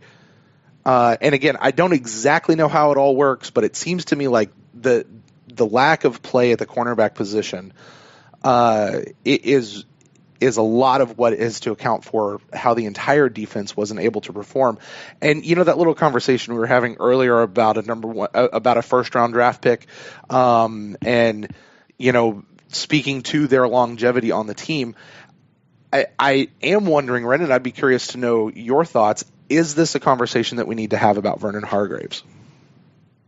Oh, Lord. Yeah, we're all jumping off the bridge. First it was Jameis. Then who was it after Jameis? I don't remember. Who else we were throwing off the team? Vernon hasn't played well. I don't think Vernon's played well since he's been here. You can't – the stats are really hard to argue. And first I want to say I think you're absolutely right about what you just said about the defense of the cornerbacks. If you can't make the quarterback get off his first look, it doesn't matter how good the pass rush is. You're just not going to get to him. You're just not. And I can't remember one time where, Keenum went to his first read and he just didn't let it fly because the guy was open. Do we have to have this conversation about Vernon Hargreaves? No, not yet. I think we're going to have this conversation. We might have to have this conversation about Vernon Hargreaves way before we have this conversation about Jameis Winston. But still, he's not going anywhere. Ren's really mad at us for that, huh?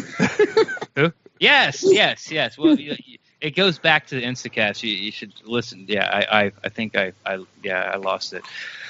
So I hear what you're saying. He has been a disappointment, I guess, for a top 10 pick or 11, 9, however you want to say it. But he's playing the second hardest position to translate from college. He has to mirror the fastest athletes in the world while running backwards.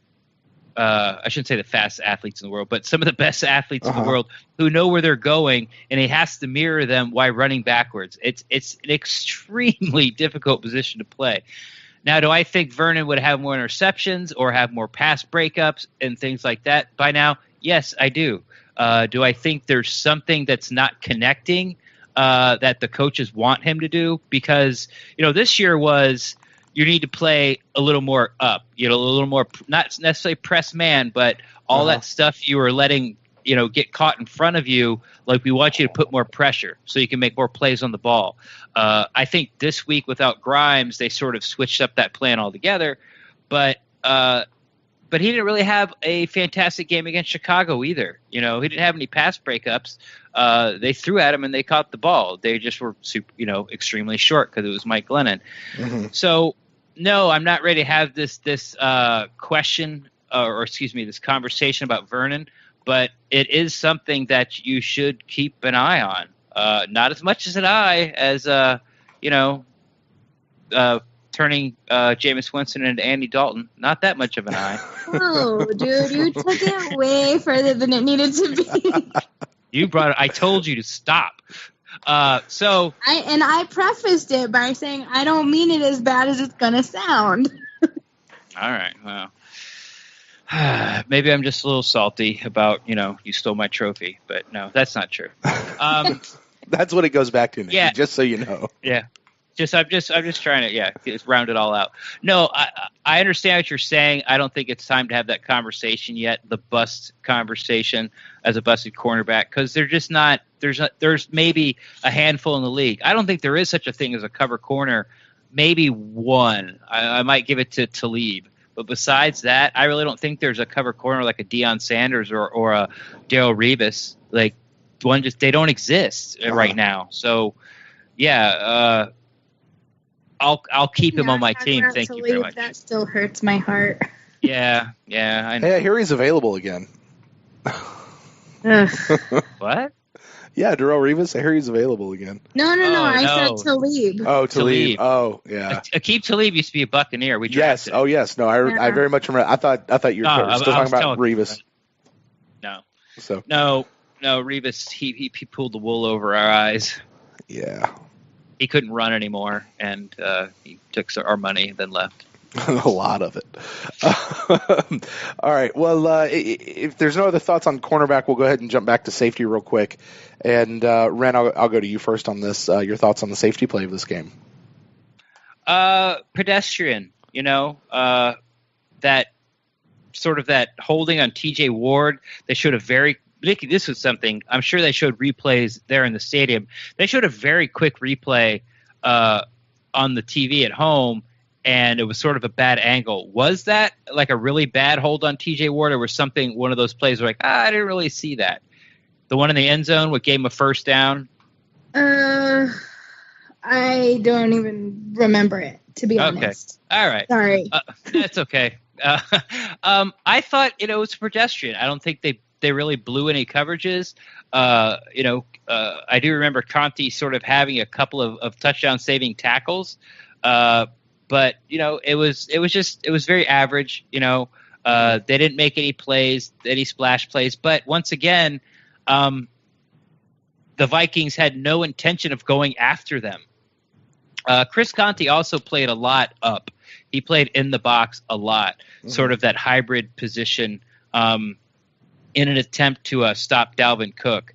Minnesota didn't really go after him. So if you play left field for the Mets and they have 6 errors in the game, but no one ever hits you the ball all game long, how much of that is your responsibility? That's kind of how I'm looking at the safety play with the Bucs on Sunday.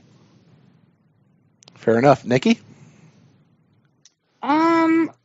I don't remember a whole lot about the safeties. I think by the time watching it live, by the time the freaking ball was back there, it was already gone. So Yeah. that's kind of how it felt, and I don't know. It was until that third quarter. Was it that third quarter that we scored the 2 touchdowns, or was it the beginning of the fourth? Yeah. I don't remember either. Third. It was the third. It was the third. Until that, it was just, it's that kind of thing where the wind is so far out of our sails and pushing us backwards that it was really hard to, keep uber focus on those things. Because, like I said, every time the ball wasn't that far back in the field, we were already getting screwed. So right. It was kind of those things like, I don't even want to watch this anymore when it gets back there. Because it wasn't anything super splashy and good to be capturing my attention in the back in the corners in the safety area. Just looked like everybody was getting burned from my perspective, but I know that that's something that watching live is harder to see than if you go back and rewatch it. So yeah, I definitely want to sort of back you up on that. When I hadn't been to a Buccaneers game for maybe a year and a half, and then Brent was nice enough to invite me to the opening game in Chicago. There really is a lot going on. Like, it's very hard to pay attention who's coming in, who's coming out, who's on the field, who's off the field. Because as soon as the play ends, you sort of watch the replay, and then there's some song coming over the loudspeaker, and then they're showing people, they're throwing beads at you. I mean, there's I know it's crazy. It's crazy, and I think people like Derek who watch live games 8 times a year, if not more, if he travels out of state, and he's got way higher of a football IQ. He can see these things a little bit better than I can, where I see maybe 3 games a year. So, for me, those kinds of things are just a little bit harder to follow in real time. And since I haven't been able to rewatch the game, when it comes to this, the backfield kind of stuff, I don't know if I have too much to offer you guys. Yeah, to be honest, the only thing I really remember about Chicago plays were the turnovers and the touchdowns. That was really about it. And I was keeping a special eye on Tariq Cohen because I told a guy from the Chicago Bears podcast that we were going to shut him down. And so I was, I wanted to make sure I didn't have to eat my words on that. But yeah, it's it's very overstimulating, and you're not necessarily in. You're not watching the game okay, I'm going to go on a podcast later in a couple of days. I really need to pay attention to this, and this. You're just, you're hanging out and you're having fun, drinking beer. And when your team's down by 3 scores, your attention tends to wander.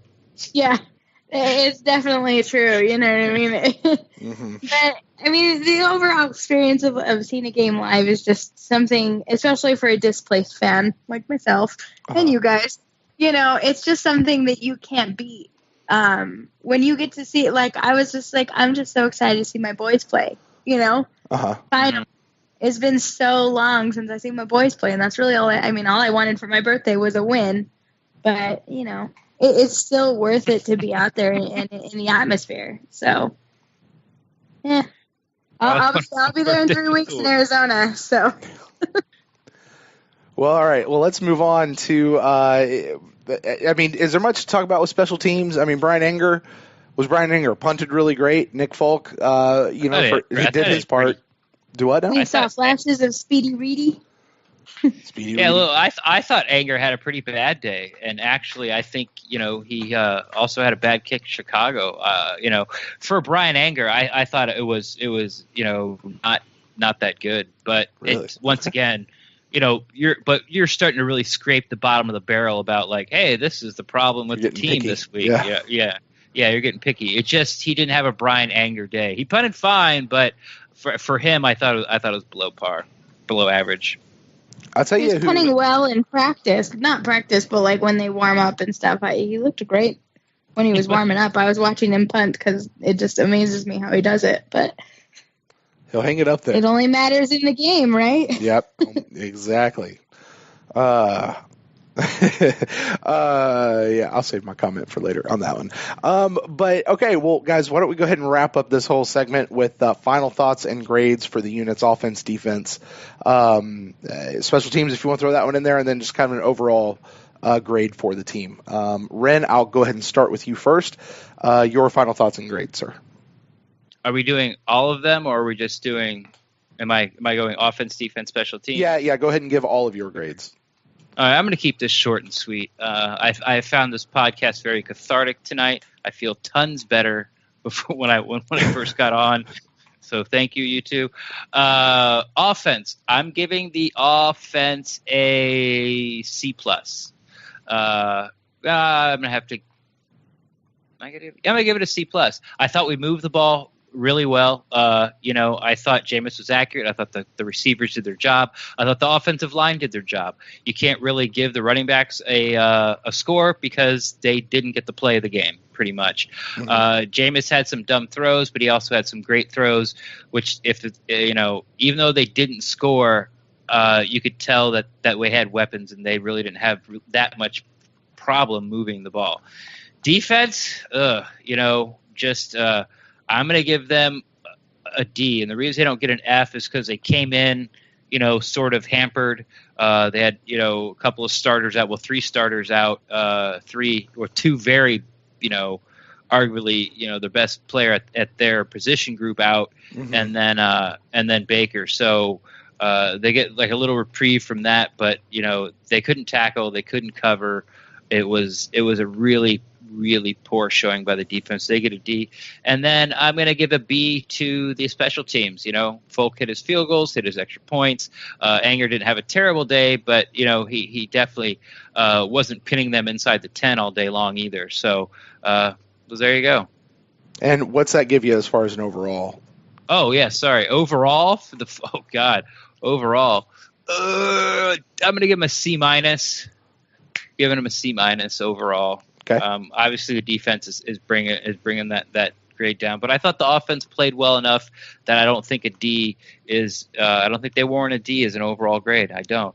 If I throw the coaching staff in there, I'll knock it back down to a D. But okay. But as far as I'm gonna keep it at a C-. All right, Nikki, we'll go over to you. Final thoughts and grades. I think she went to have pizza. She left. Oh, no, I'm sorry. I'm here. Sorry. I'm still fighting a cough, so I was muting in between segments. But anyways, the problem here is that I was thinking about all of this as we've been going, and mm-hmm. Ren kind of took my grades. Okay. So she says ditto. Here's a little bit. Yeah, here's a little bit of the explanation on my end, right? Offense gets a C+ for me. My initial thought was a B-, but when you turn the ball over 2 times, 20 to goal line, that's just, that knocks the grade down to a C for sure. So I'm going to go C+ for the offense, because I think everything else was decent. As Ren said, we started with 3 starters out, and I think that they're a little flat overall. So I think they warrant a D, but, there's a lot of factors. That's not just like y'all just suck. There's a lot of things going into that grade that was somewhat out of their control, like the injuries and the illnesses and all those things. And special teams for me actually gets an A, like an A-. Because I think overall, like you said, Nick Folk hit all his things. Brian Anger is still a great punter even when he has a little bit of an off day. And I think Reedy did a pretty decent job running the ball out, except for there was 2 plays that kind of offset themselves, in my opinion. There was one I thought he could have ran out. He had plenty of room and didn't, so he took a knee, which is fine. And I'll take the 25 or the 20, whatever it is nowadays. That's fine. But then there was another one where he didn't have any room and he freaking took it out, and it just so it kind of stopped at like the 9 or something. Yeah, exactly. Yeah. So but then there was that one run that he had, and he took that. I don't even know how far it went, but it was a little speedy Reedy there for a quick minute. So I don't think it was terrible in terms of kick returning and punt returning, but I would just say they did what they needed to do on special teams. So my overall grade is a solid C. And I think it's just an off day. Yeah. Well, by both of your grades there, I think it backs up what I've kind of been saying this whole time is it wasn't as bad as it seemed. Because I think going into this, most of us would have kind of gone F. The whole team gets an F. It was a complete failure on all phases of the ball, on all sides of the ball. And, on a second look, it really wasn't. We are way more used to this concept in Tampa where the offense isn't able to do anything and get anything going, and what keeps us in a game is our defense. And I felt like today was exactly the opposite, or this game was the opposite. Our offense actually kind of kept us in the game. The defense just couldn't do anything, if that makes sense. They couldn't stop the Vikings from going down and scoring. And had they been able to prevent a few of those scores, the score would have been a lot different. And who knows where we would have come out to. However, that's not to say that the offense wasn't without their problems, because they certainly were. Nikki, you pointed it out. Anytime you're gonna turn the ball over 3 times, 2 of those times being basically in the end zone or at least in the red zone, that's going to knock you down a few points. So for me, I'm going to be right there with you guys. I think it's a C+ on offense. There were some. And I think the only reason why that sounds high is because I was personally expecting that these guys would be a lot lower than that. The defense, to me, gets a D. I could give them an F, but I'm not gonna. I'm gonna give them a D. They just couldn't hardly get anything going. I'll give them a D with an asterisk by it. Or maybe I'll give them that's what I'll do. I'm going to give them an F, but it's going to have a little asterisk by it saying they were sick. And they took a lot of injuries, freaking injuries. So, but I think, to be fair, I personally have to give them an F. Special teams, though, Nikki, I'm going to side with you on this and say they got an A. I didn't see a bad punt by Brian Enger. I'll have to go back and look at that, because now I'm kind of interested, Ren, to see what you saw. But to be fair, I wasn't honing in studying the special teams either. I kind of felt like they just sort of did what they were supposed to do. So for me, as an overall grade, I think that's going to give them a C- on the deal, and it wasn't enough to put up a win in the win column. But however, I'm going to go back to what I said earlier of this just wasn't our Bucks. This wasn't this team. This wasn't one of those, that's my Bucks. Oh, we love them anyway. It wasn't that kind of a showing to me. And in some weird way, that's all very encouraging.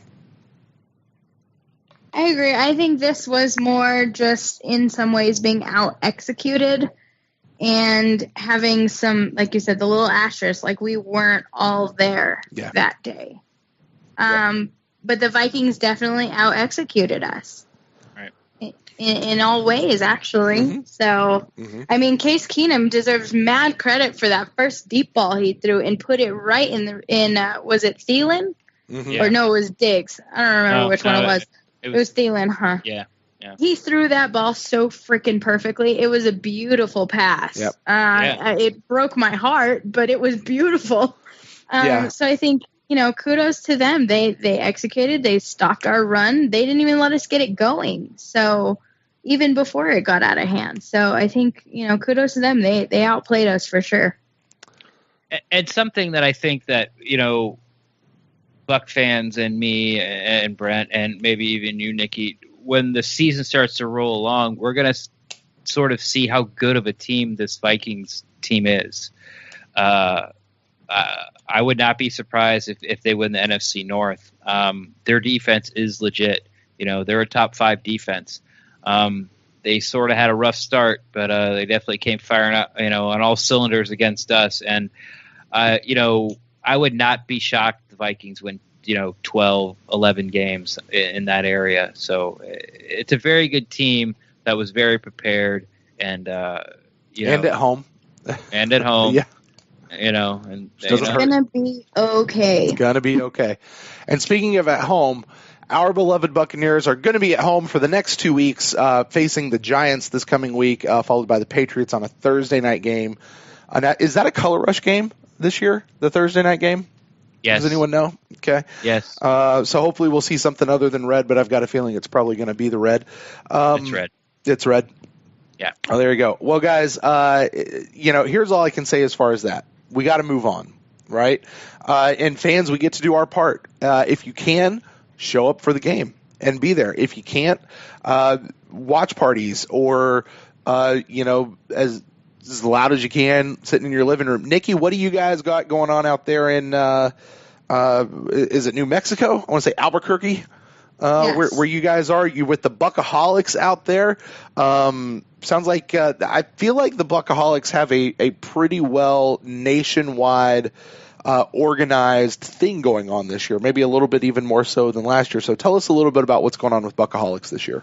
Yeah, did you see that big old spreadsheet I put together? I don't know where between all my jobs and all the homework I should be doing, I think I have time to put together a spreadsheet of like 300 to 500 names of people telling me what states they live in so that other people, I'm basically doing all the hard work for them. But, yeah, we got, I took a big chunk out of my life retyping everybody's Facebook name into little categories. But anyways, the Buckaholics, we have definitely started to expand. It has blown up exponentially from last year. We're closing in on, I think, almost 7,500 members. Wow. All over mostly all over the nation, but this is global. I mean, we got a good handful of people in Canada, in Europe. I even had somebody in the Caribbean and somebody in, South America, nice. Comment on the thread I was making that spreadsheet for. So, no, it's been really good. In Albuquerque, I've got a good solid group of about 25 people that I can pretty much count on to show up every week with, several more that kind of come and go. I would say we're probably almost 40 members strong if everybody would actually show up to the watch parties. Sure. So that's been fun. I mean, I only got 1 week of it before I left them. So, but I do what I can. I leave two of my guys in charge when I'm not here. And we're all just getting ready for Arizona. This Arizona invasion is going to be really big. Yeah. It's the only West Coast game we have this year, and a lot of, our main established chapters are all, over here on the West Coast, being California, sure. New Mexico, Colorado, Arizona. So, we're planning the creamsicle invasion where we all wear the orange to stand out apart from the Cardinals fans. I think last year we probably had maybe 200 people at our tailgate. This year I wouldn't be surprised if there's 5 to 7. Wow. It's going to be big. It's going to be big. This Arizona thing is going to be no joke. I really hope it's that big just because it's going to be awesome. Other than that, we do what we do. We rep the Bucks and we live and die with them. So. Yeah. Well, Bucks fans, if you have any way to make it out to the Arizona game, that is definitely one not to be missed. That will be a destination away game for the Buccaneers this year. Plus, we've got a little bit of unfinished business, I feel like, out there in Arizona that we need to get back and take care of. Well, Nikki, before we let you go, why don't you let people know where they can check in with you and find you out there on the internet? Yeah, definitely. If anybody wanted to get in contact with me, the best way to do so is on Twitter at @Bucks_Princess. Y'all can crucify me for my comment that I didn't mean as bad as it sounds. I'm sure I'll get it, but that's okay. And the other way is if you're in the Buckaholics group, I'm pretty recognizable in there. So I don't add people that I've never met in person unless we have a really special relationship. So I'm sorry if I've never accepted people's friend requests. It's not a personal thing. But if you're in the Buckaholics group, I'm in there pretty regularly. So that's how you can get a hold of me. If you really want to get in touch with me, I have an email address. It's bucksprincessnikki@gmail.com. But, Twitter's the easiest way for sure. Twitter is the easiest way. And Bucks fans, now we're going to turn this back on you guys. We'd like to know your thoughts on our thoughts. You can do that by connecting with you can connect with Nikki at that information she just gave you there, especially if you have anything you'd like to say to her about some of her thoughts. Or you can connect with us here at the show at thepewtercast@gmail.com. You can find us out on Twitter personally for the show at the Pewtercast or on Facebook.com/the Pewtercast. We do respond to all forms of feedback, and it's one of the more fun aspects of being a part of this Bucks fan community. Well, guys, we're going to take a break here, but on the opposite side of this break, we'll be coming back with the top 3. So you guys stay with us. We'll be right back.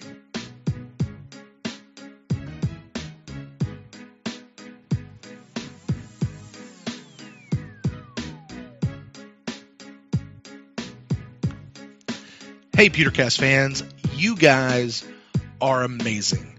You know, through this offseason, this little community that we have has been developing and been growing by leaps and bounds.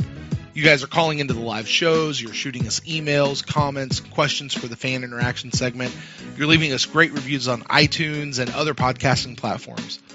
Now, you may have noticed some of the changes that have been happening around the PewterCast, most notably the new logo that we have. But we've also recently upgraded some of our equipment, and we're really working hard to bring you better content, higher quality content. But there's one thing that we were not able to accomplish this offseason, and that's to finally get our own website up and running. So we're asking for your help. We're asking for your help to keep the lights on and to keep the show going. But not only that, but to also advance the show and make your experience that much better. But we don't want to just ask you to send money. No, we want to give back as well. So to that end, we have set up a Patreon page where you can go and become a sponsor of the PewterCast. For a small recurring monthly donation, you're not only going to help us achieve our goals, but you're also going to get some pretty cool swag just for being a part of it. And there's even the possibility of attending a home game with me, Brent, in the East Club section of Raymond James Stadium. So head on over to patreon.com/thepewtercast to check out all the information and become a sponsor of the PewterCast.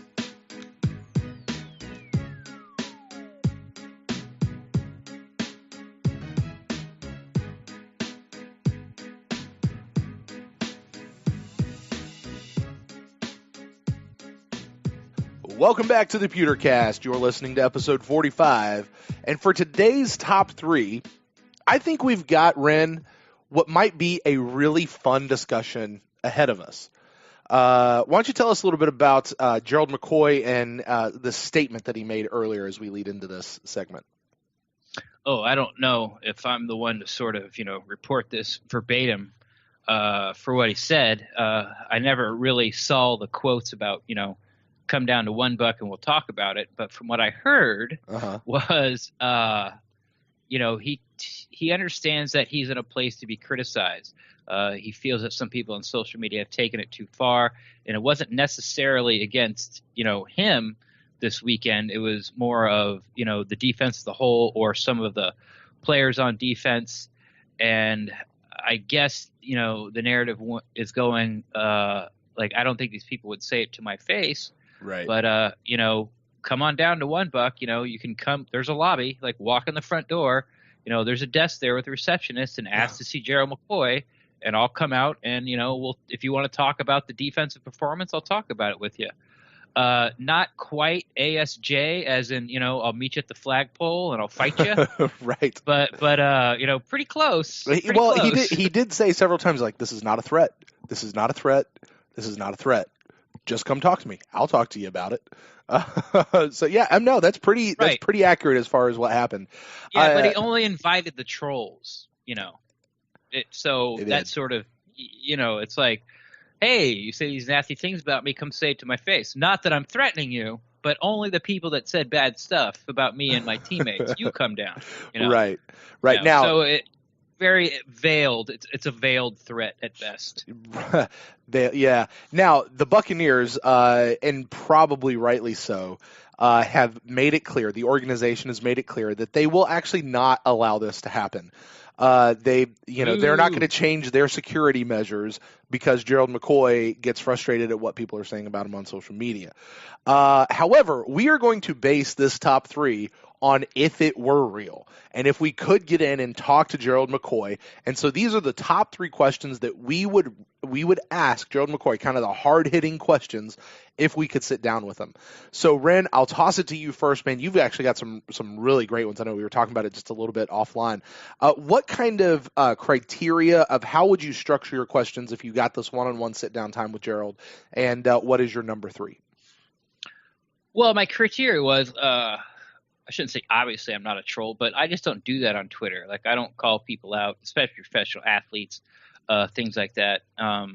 In my living room, yes, I say things like, man, they are toasting Ryan Smith this week. What are they doing? Why are the quarterbacks so far back? If they're so far back, why are they going over their heads? I get frustrated too. I just don't go on Twitter and call these people trash. because, after the game's over and you start to settle down, just one game, blah, blah, blah. And then you sort of realize, the other team gets paid too. The other coaches get paid too. So I sort of viewed this as, if I get to talk to Gerald McCoy about the defensive performance, there's questions about the actual game plan, things that I want to know, what happened here and what happened here.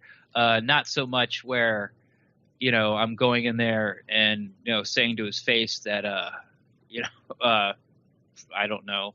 I guess, Ryan, the cornerbacks seem to be whipping boys this week. I'm not going to go in there and say to his face, Vernon Hargraves, this is like his 18th game now. He's trash, Right.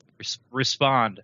So none of that stuff. It was just actually, if I got the chance to talk to Gerald McCoy about the defensive performance, these are the questions that I came up with. And the first one I sort of alluded to already.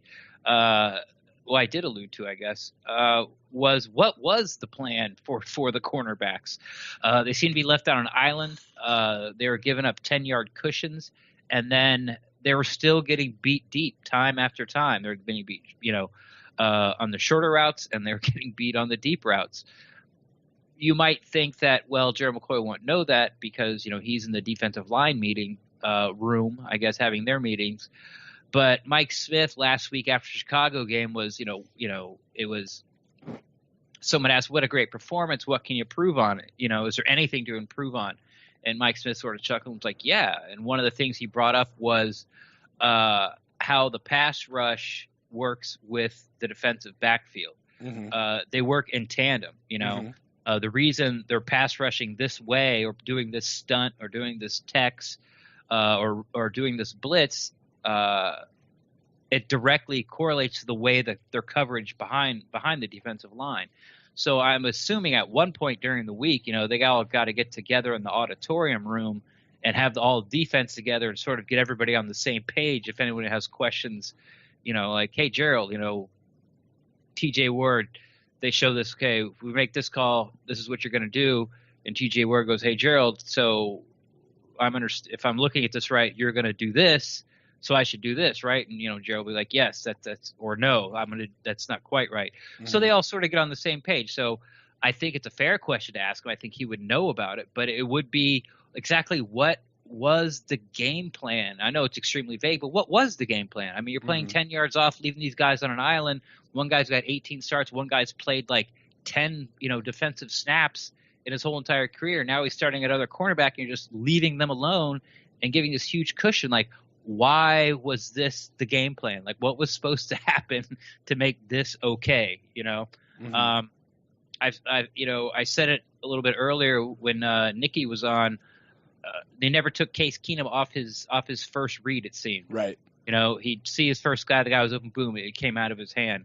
So that would be the first question. Like, what obviously didn't work, but mm-hmm. what was the idea behind this, and how was this?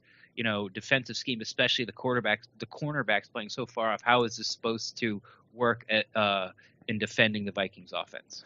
Yeah, it's a good question because we've talked a lot this week about trying to parse out exactly what happened during this game, and the missing component that we will never get is the question that you're asking, which is, what was the plan? Like, were we executing the plan and we just had the wrong plan, or were we not or was there a plan and we just weren't executing that, or what was it, and that's got to figure into a part of the discussion of what happened in this last week.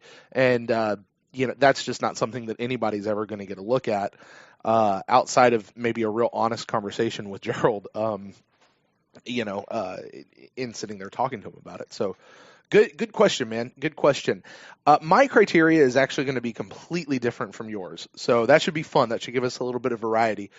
He couched this whole thing in the idea of people who are being disrespectful to him and to his teammates through social media, people who wouldn't actually come and say things to their face. So I scoured social media, and I found several tweets, and I kind of pulled the three top ones to me that I would kind of, Ren, one of the things about us is we are a fan podcast, right? We're a Tampa Bay Buccaneers fan podcast. So in a little bit of a way, if we were to sit there in front of Gerald, like, we could represent the fans in a way that our media friends who are there in the building every single day couldn't, Right. And so, not that I am personally saying these things to Gerald, but just saying, hey, this person came and said this.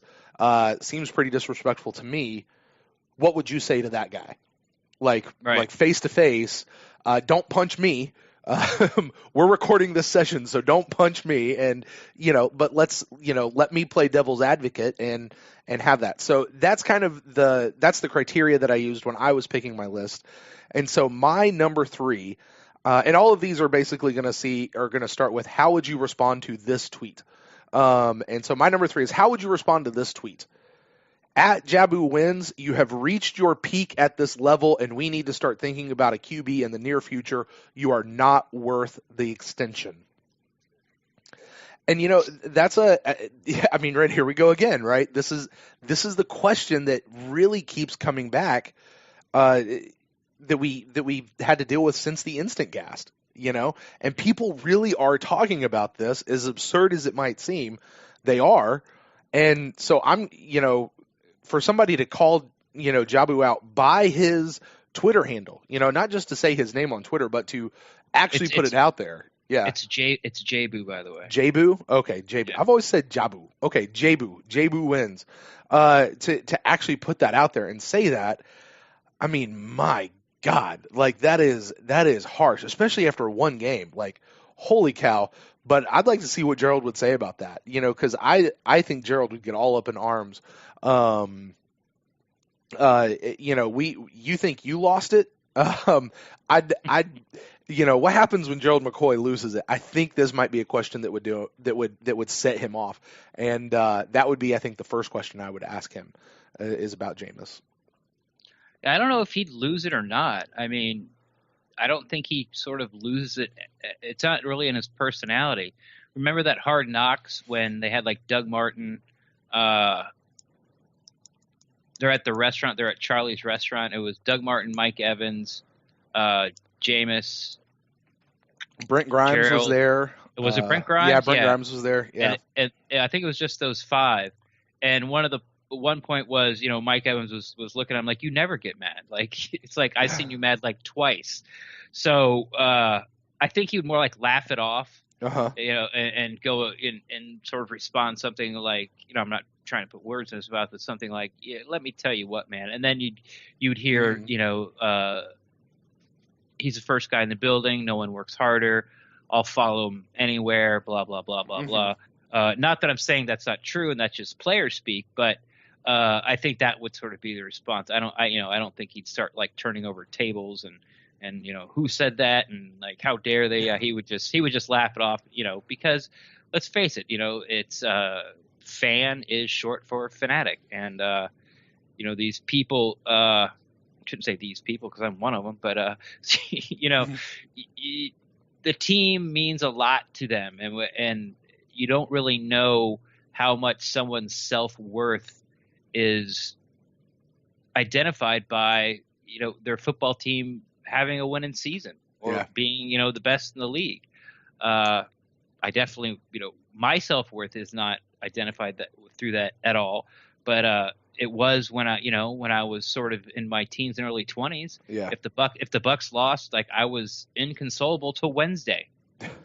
It's like, right. Don't talk to me, don't get around me, don't smile at me, do not talk football with me, unless you want to talk Buccaneers football. Oh, Ren, are you saying that there was a time when you weren't always down to talk Bucks football?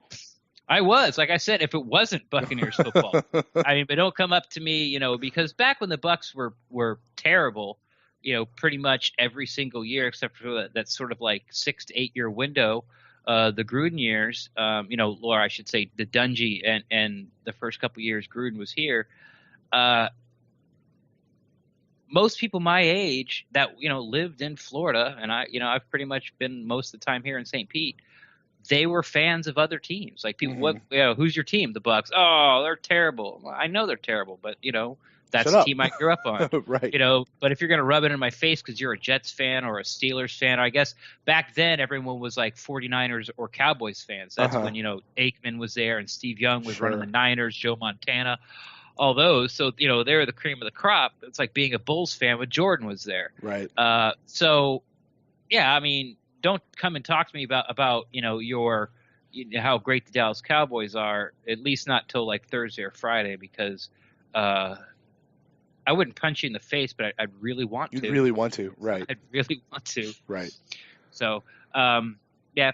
So that's all I have to say about how I think. Like I said, I'm not trying to put words in his mouth how I think Gerald McCoy would react. He just pretty much just laugh it off.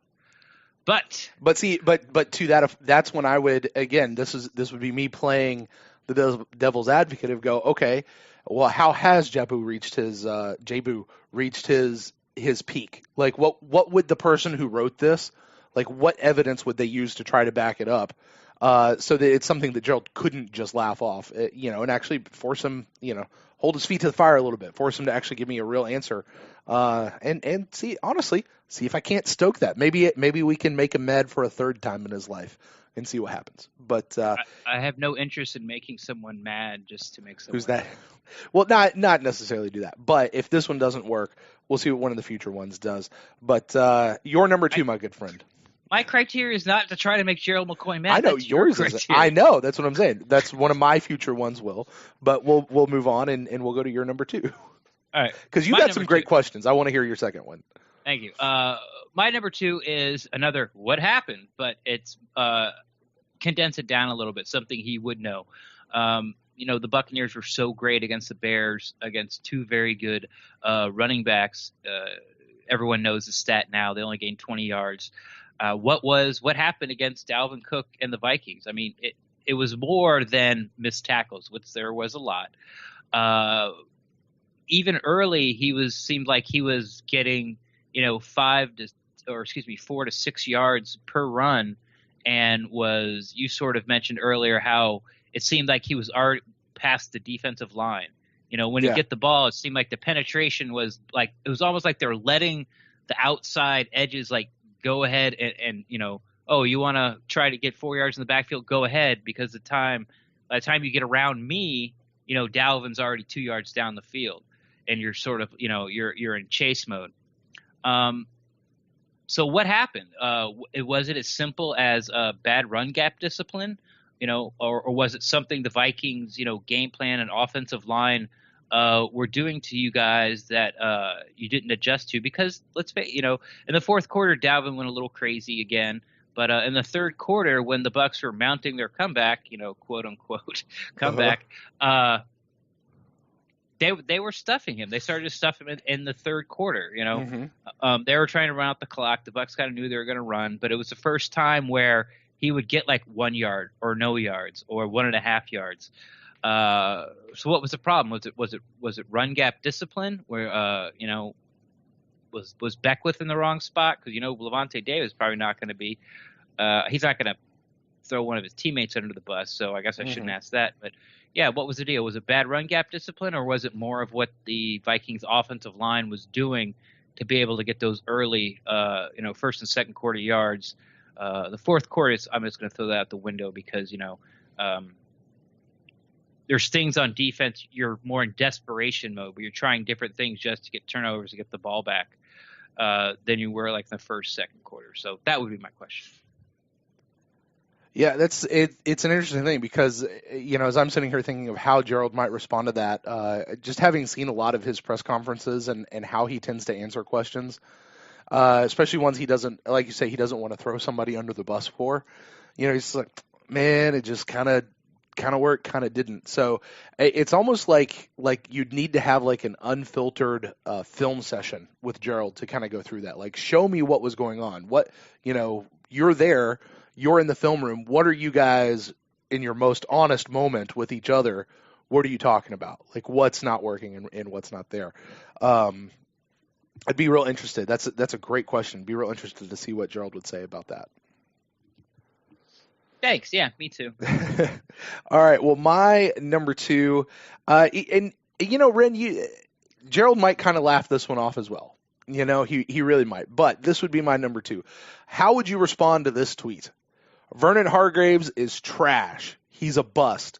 Another wasted first-round pick. Jason Light needs to be fired over this. Am I supposed to answer it like Gerald? No, you're not. I'm just saying, you can sit there and go, wow, somebody's already. I mean, I think we talked about it. If it wasn't today, it was at the Instant Cast. They're kind of starting to run together for me a little bit.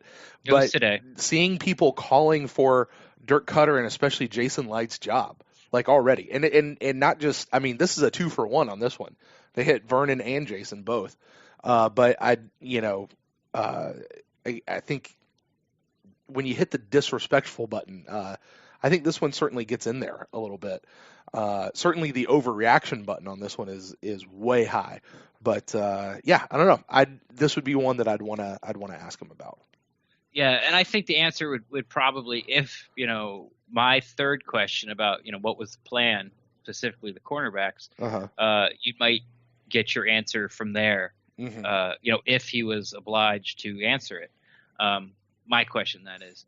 So, yeah, we talked about it earlier, how Vernon really hasn't had such – I don't want to call him a disappointment, but I feel safe in saying that all Bucs fans were hoping he'd be further along in his development by now. Sure. I don't think you give up on him, and basically it's like, we're replacing with who? It's sort of that thing, but with Jameis, okay, you don't want Jameis to be your quarterback? Who then?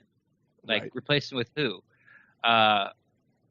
Who's out there? And then don't give me one of these college quarterbacks that are coming out this year, because the amount of picks you're going to have to give up to get up there, and go get him. Yeah, and go get him. Yeah. And if you miss, you're crippled forever. Not even that, it's stupid. It's like the stupidest thing, stupidest question. Well, I don't know, narrative. It's just ridiculous, the whole Jameis thing. Yeah. But yeah, I don't know how I would react. But yeah, that's definitely one of those tweets where you're kind of like, come on, man, like, calm down. Yeah, exactly. And here's the thing. Vernon Hargraves, this is his second season. And I 100% understand the idea of, man, I just thought he'd be further along than this.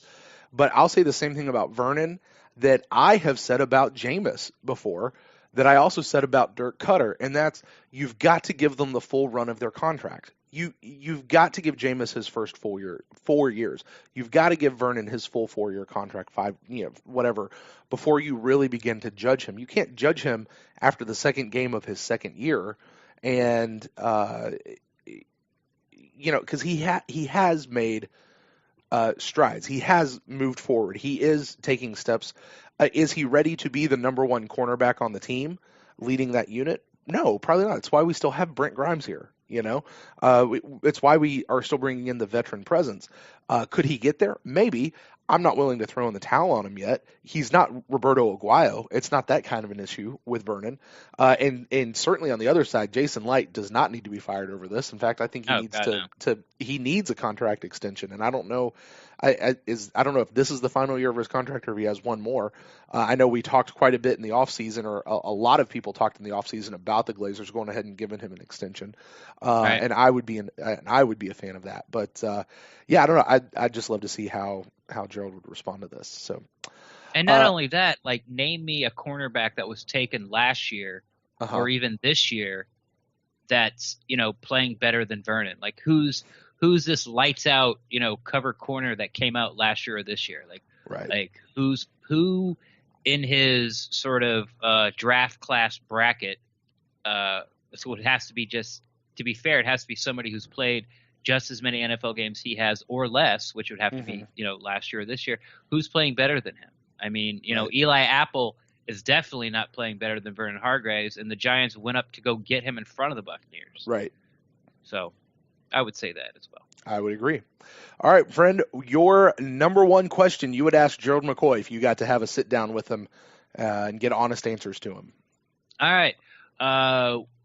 If you've watched the game, obviously you did. In the fourth quarter, Gerald McCoy, tweaked his ankle, and he kept going back in. I think he had to come out twice. He ended up going in 3 different times. It was the fourth quarter. The game was over. It was out of reach. Someone of his importance and stature on the team or stature in the NFL.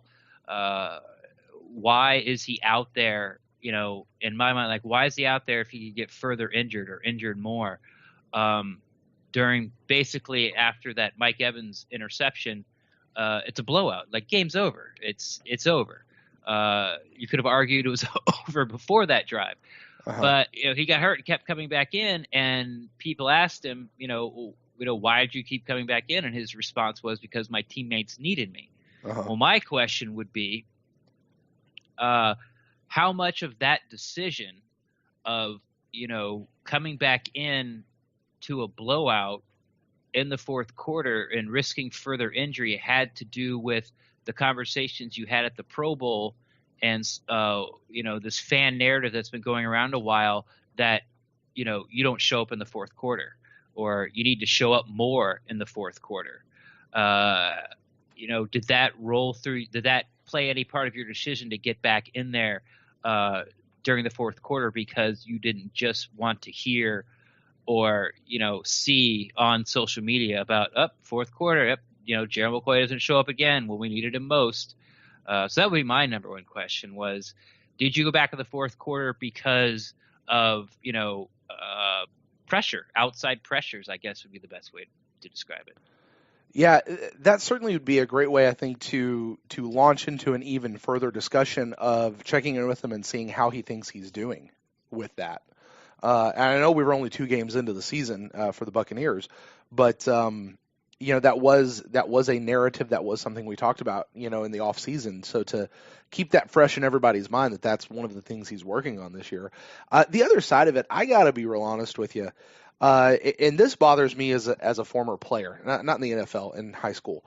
But as an athlete, the idea that when your team is down, and you're so far down that everything looks bleak and you're just not gonna come back.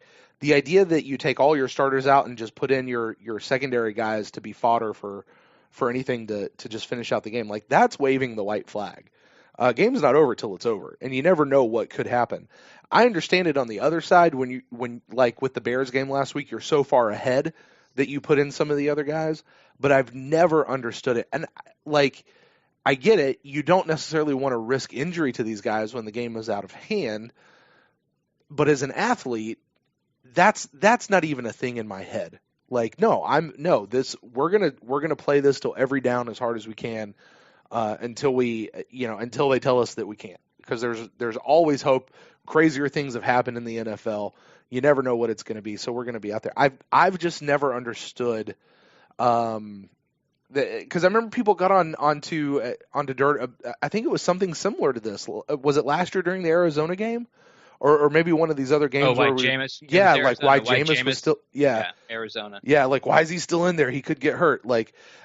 And Dirk came out and said, I wasn't going to sit him, were you? And they're like, oh, you're the coach, do your job. And like, I get it from a logical, new Star Trek just aired. So a Vulcan mindset, if you're thinking of it that way. But from a player, when you're a person who's in pads and you're that far down, that's not something you're looking to do. And as a coach, like, I want a guy who wants to be in there that much. Like, that's the kind of an attitude that I want. And if I want that attitude, I'm going to have to let them be in there when everything's going down. What about experience? Exactly. Yeah. No, what about experience for the guys that don't get in there? Oh, yeah. It's rare that you're on the winning side of a blowout in the NFL. It really is. So if you're just going to pigeonhole it into, well, the starters sit when you're winning and the game's out of reach. Would you have liked to have Ryan Smith to get more NFL reps, like game reps, than he had before Sunday? Yeah, because when his number was called, he wasn't ready. So when it's a blowout, you can throw the injury thing in there, and I get fight to the end, but yeah. You don't come down, you don't come back from 17 points. right? with 5 minutes left to play in the fourth quarter. Yeah, it doesn't happen. You're right, and that's what I mean when I said I get it. I get that side of the argument. I'm speaking purely on the other side from just I remember what it's like being in pads. I remember the passion of what that is, and true players want to play, and they want the ball even when things are out of reach. And so, I get what you're saying, and you're not wrong. I mean, what about those kids? Like, you're talking about high school ball, but what about those kids that go to all the practices? They're there with you, and they never get to play unless it is a blowout. I mean, what? So if they have to ride the pine, the only time once again they get to go in is when you're up by 30. Yeah, but the other side of that too being you don't necessarily want to put in those guys when you're in such a blowout mode. Why? Just to have them go in and get even further blown out. Yeah, I know. Listen, you're right. I understand the argument. On the other side, I still don't understand the argument. It's this very weird thing that I don't know that I can explain any further than I already have. But it's you're right. All of it makes sense. I know exactly what you're saying. I'm still not wanting to come out. I don't care. How do we get on this conversation? We're going to ask Gerald about whether or not he's staying in because of the outside peer pressure. And you were sort of taking it a different way. Right. I mean, I'm trying to think of what Gerald might say, and the only thing that I can go off of that is my own personal experience. Now, again, I'm not a professional football player. My livelihood does not depend on me not getting an injury. Right. Worst case scenario, if I get an injury, then my baby girl, I just can't pick her up. I can't pick you up. Daddy's back's hurting right now. That's the worst case scenario. You got 2 legs. You're gonna have to walk. This is his livelihood. This is what he does to support his family. So, I think it's a great question because keeping that idea of what it is for Gerald to still show up in the fourth quarter, I think that matters. I think it matters. So you're okay with the Levante David injury? Oh, see, that's a great question. Because it's exactly because it's the exact point, right? Yeah, it's the exact point, and that's where I sit back and I say, maybe my idea is dumb as hell. I know. That's where I sit back and say, I know you're right. Right? I mean, I don't know how many more times I can say that. You're right. I get it. I get that side of it. But Are you coming from the player's perspective? Yes, exactly. That's what I'm saying. But it's not the player's call; it's the coach's call. I understand that, and that's why I don't think there's any NFL player that just looks and goes, "Oh my God, we're down by 17. I'm not going in." Sorry, coach, you have to find somebody else. I'm done for the day. That doesn't happen. It's up to the coaches to keep them out. Of course, they're going to go out there and play. I mean, they love the sport. Mm-hmm. But how often do you think that happens with the reverse? Hey, we're down 17. Hey, you need to sit down, and the player looks at the coach and says, "Hell no, I ain't sitting down. I'm going back out there." And then they say, "No, you're sitting down." That's the end of the discussion. I don't see where you're going with this. Yeah, well, that's what I'm saying. I know, I get it. I'm with you on that. It's a great question. It's a great thing to put out there. I'm confessing to you, I have this internal struggle with that whole deal.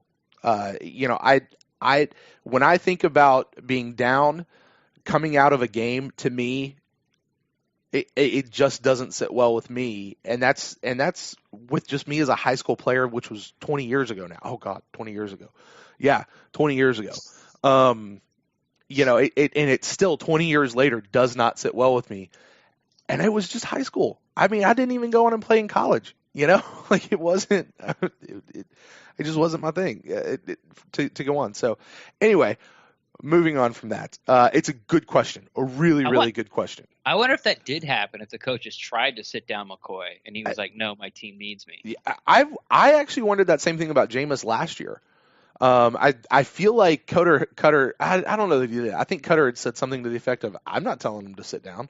Captain needs to go down with the ship." That's what he do, something like that. Something like that, right? But he did sit him down later in the year. Yeah.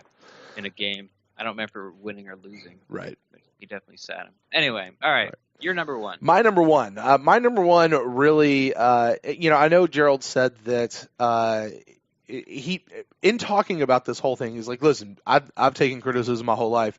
I can take it. It's when people start disrespecting my teammates, when people start disrespecting the people I love, that's when he really takes it personally.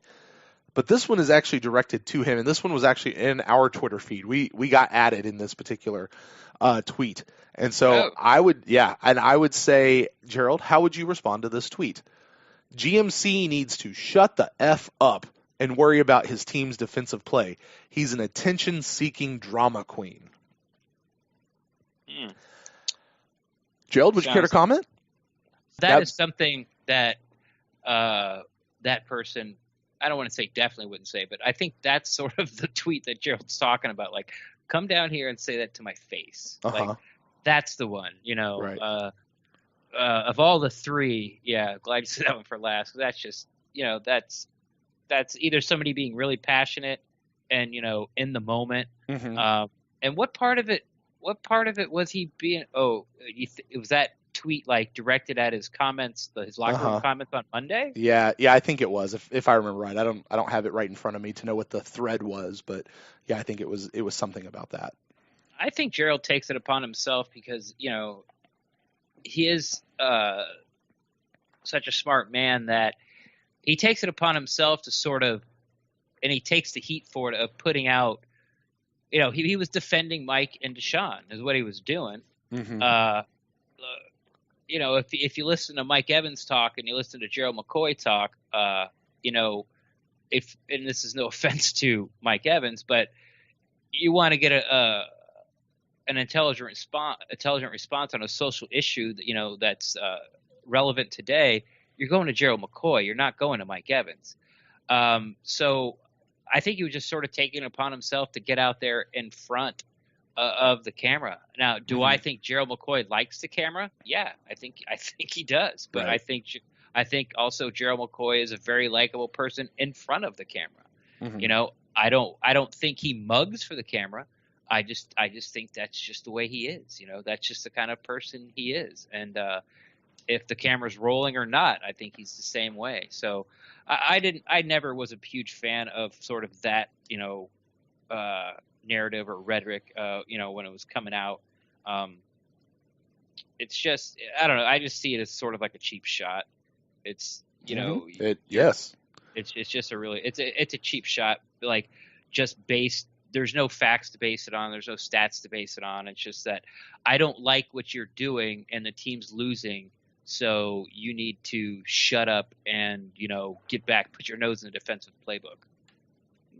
Okay, whatever. Yeah, and that's exactly why I would want to bring it up to him. So do you have any kind of honorable mentions, maybe other questions that didn't quite make your list, but that would kind of be something that'd be lurking there you'd want to talk to him about? Yeah, I got one. Okay. I had to think about it. And I guess this is more of the talk about playing devil's advocate. When he was talking about how he was backing up, Mike Evans and Deshaun Jackson's play about, kneeling on the sideline during the national anthem with their hands over their heart. And he's like, they're our teammate. Those guys are my teammates. I'm going to back their play. If somebody in my family makes a decision or wants to make a stand, I'm going to back their play. And then I sort of got the wheels turning like, well, how far out of your comfort zone or something you don't believe in does it have to be before that doesn't become true?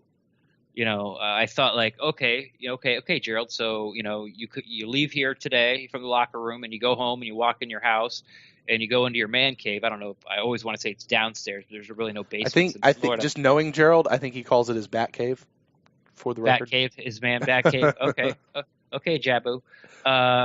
So it's if he walks in there, and there's a couple of guys pulling apart his pool table, and his wife's down there, and she's, peeling pictures, his memorabilia off the wall, and there's a guy wrapping up his, life-size Batman statue and moving blankets and with a two-wheel dolly and rolling it out of the front door. And his wife looks at him and goes, "Yeah, I'm making a play. This is going to be my new shoe closet." Like, Are you going to stand behind that? So I get I was just totally playing devil's advocate. It would be a jerk question. It's obviously I'm taking to the absurdum, but it'd be interesting to see like how far off from because he's a very moral. He has his moral compass is outstanding. Right. So how far from true north does sort of a stand that his teammate or family member have to take for him to publicly come out, or not publicly, not necessarily publicly, but not definitely not come out publicly and back their play, so to speak. So that was sort of like, like I said, it wasn't something I'd ask him. It was just, that's more like, sitting at a bar having a couple beers with him or out to dinner. Like, hey, when you said this, let me ask you this. Like, what would you do? What's the limit? Yeah, what's the limit? You know what this needs to be, actually, is this needs to be one of those the Casey's Corner segments that they do. Just have Casey standing next to, okay, so Gerald, so you said this thing. So we're going to play a game of how far would you actually support somebody, and just let her come up with like the most absurd things and see how far Gerald would actually go in support of somebody and where he draws the line. Like I think you could actually have a lot of fun with that conversation. If you kept it in the right vein, I think it'd be kind of fun. Right. Yeah, it will never happen. Well, they just don't bring sort of like morality in there, Sure. It's that you're opening a can of worms you definitely don't want, you just don't want inside the organization. So yeah, Gerald's a target enough. He is. But, and that's going to be the prep work of Casey to make sure that it's the right, the right questions and the right little bit of levity, to keep things light for that. So it'd be an interesting thing. Any other honorable mentions before we move on? No, that was it for me. All right. Well, I don't have any honorable mentions, but I do, and you'll forgive me for kind of going down this possibly this thing, but it's a word to my fellow Buck fans, and I would say this: don't hide behind your Twitter account. Remember, these guys actually see what we're saying out there. It really does get to them. So you're sending something out there. It doesn't just go off into oblivion and doesn't and it's this cathartic release from you that doesn't affect anybody. No, it actually does. Like, it gets back to these guys. So really, unless it's something you really would say to his face or to Jameis's face or Vernon's face or anyone's face, it's probably best not to say it. At least not while you still claim to be a fan. I got to tell you, Ren, I don't understand how someone can be a fan of this team and continually spill out hatred and vitriol to the team itself and to the people on the team. I get being passionate and getting lost in the throes, but guys, remember, on social media especially, you never know who's going to see it, and it's out there permanently. You can't take it back. So, let this be a little bit of lesson to you. Be careful what you put out there. If I could just give you some advice, that would be it.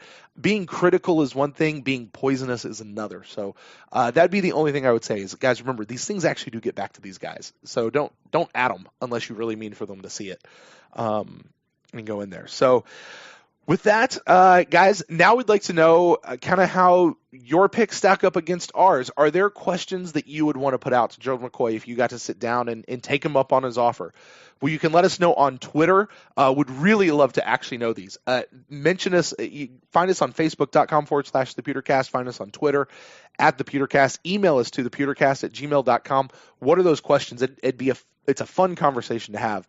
Well, Ren, before we get out of here, why don't we take a look at this week's poll? It's real bad, okay? I don't like those numbers at all.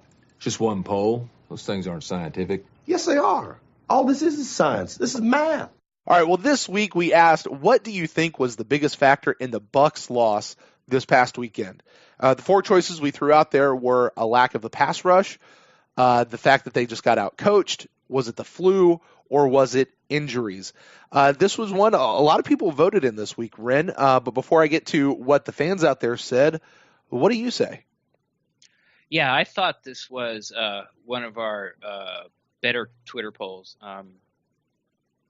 I just thought all the topics were I thought it was going to be a close race because, those were sort of all the narratives out there. They're out schemed.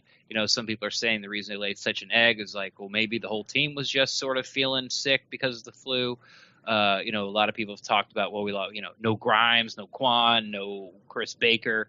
And then just how bad the defense played and sort of, just how bad the defense played. Not like Minnesota's defense could really stop the Bucks. I mean, 3 turnovers were definitely, sour you on the offensive game plan, but you definitely have to hang the hat of the loss on the defense this week. So I think, and I've talked about it, when Nikki was on, that I think we were just out schemed. I think that the Minnesota Vikings were one series ahead of us. Like it feels like they had our game plan. Like they were watching it. Like they had it 2 days before the game, and then they made their game plan off that game plan. And, it just, everything they tried worked, and they just couldn't get off the field third down. They couldn't stop them. They could not stop them. And it was extremely frustrating to watch. So I don't think it's going to win, honestly. I think everyone's going to blame the pass rush. But for me, I voted for outcoached. Yeah, that's the one that I voted for as well, for all the same reasons that you just said. And I just feel like that they were able to know what we were able to do. They were able to game plan around what we did, what we would have done, and they found some weaknesses. In addition to not just the injuries, but also the sickness and all that kind of stuff, and they were able to exploit it. But I think that all comes back to being outcoached. So I'm in agreement with you. I think that's the one that was out there. A couple other people did respond on Twitter. Walters said you forgot a sheedy secondary. Young Mocha Latte says secondary play without a doubt. I understand that they can only cover for so long without being a pass rush, but those balls need to be properly contested. SJM says Winston picks and horrible cornerback play. Adam, who says Keenan was getting rid of the ball so fast the wide receivers were because the wide receivers were wide open, no time for a pass rush to even get there. And then our friend Chef Aaron says somebody other than Gerald McCoy needs to get some freaking pressure. So a couple other responses that came in for that. It sounds like everybody wanted cornerback play. Yeah. Instead of maybe I guess flu I would take out. Would be the one I would take out. Yeah, but I mean, to me, that's where we talk about everything working in tandem. That kind of gets wrapped up in the pass rush to me. I know it's not specifically that, but to me personally, that's where it goes. But as far as winning the actual Twitter poll, you're right. It is lack of pass rush. That did win at 43%. Coming in at a relatively close second at 37%. So this was not a one-sided victory. Was injuries and then being outcoached in the flu both came in at 10%. So thanks to everybody who participated in our Twitter poll for this week. Well, guys, that's going to do it for this segment. Stay with us because coming up on the other side of this break, we've got your emails, your questions, your comments. Stay with us. We'll be right back.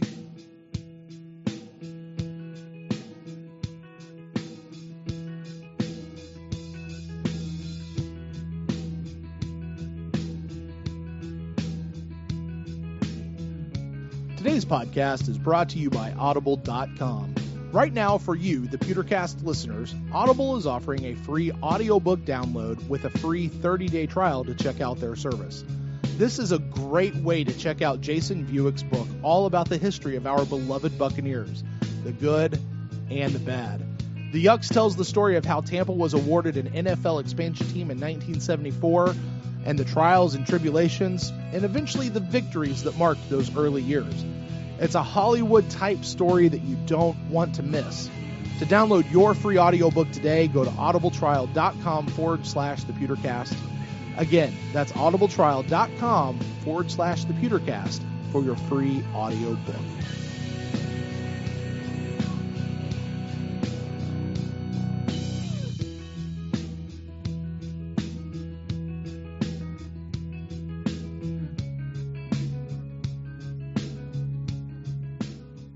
This is episode 45 of the Pewtercast, and now it's time for your questions, your comments, your emails, Bucks fans. Ren, we normally start off this segment reading brand new iTunes reviews. Mm-hmm. However, we have no iTunes reviews this week. So, yeah, I know. A little disappointed. We had a good run of them there for the last several weeks, but We did. not this particular week. But I will take this opportunity to invite everyone who is listening to head over to iTunes and click on review and leave us a little review, preferably 5 stars. We'd love to hear from you about your thoughts on the show. Also, keep in mind that helps other people find us. As we mentioned earlier, there's 21 different Buccaneer podcasts, and that's it. That's. I mean, I can listen to Buccaneer podcast all week long, 21 of them, and some of us put out more than one episode a week, and we are one of those in that camp. But anyway, you've got lots that you can choose from. This just kind of helps others as they're looking through the plethora of Buccaneer podcasts out there to say, hey, let's check out the Pewtercast and come in here and join us. So that really helps us do it that way. And hey, listen, if you don't listen to us on iTunes, that's cool. Do me a favor. Head over to iTunes anyway, leave us a review, and then head right back to the platform of your choice. Because I know a lot of you guys are listening on Podcast Addict. A lot of you guys are listening on Podbean. Some of you guys are listening on YouTube, iHeartRadio, Stitcher Podcast, Overcast, Jabbercast, basically anything that ends in the word cast. You're probably listening to us. We're out there. We're in tons of different places. So, if you guys could do that for us, that'd be fan-super-tastic. And thanks to everyone who's already left a review. But we'll move on for this week. Ren, we had quite a few people send us in their takes on Twitter, which was very cool. Normally, I don't read the kind of normal day-to-day tweets. We just respond to them in real time. But these really kind of felt more like email-type comments on the game. So I thought I'd include them in this section. Okay. So in that vein, our first one is from Eric. This is what he says kind of coming out of the game. He says, does anyone think Oakland is going 0-3 after last night? People need to chill. I'd say if I'm worried about anything, I didn't like that the secondary seems to need to work on communication like it did last year. Guys not talking and players are clearly out of place. It'll get fixed, but that was my big concern from yesterday. I think a lot more players had the flu or were sick than was being said.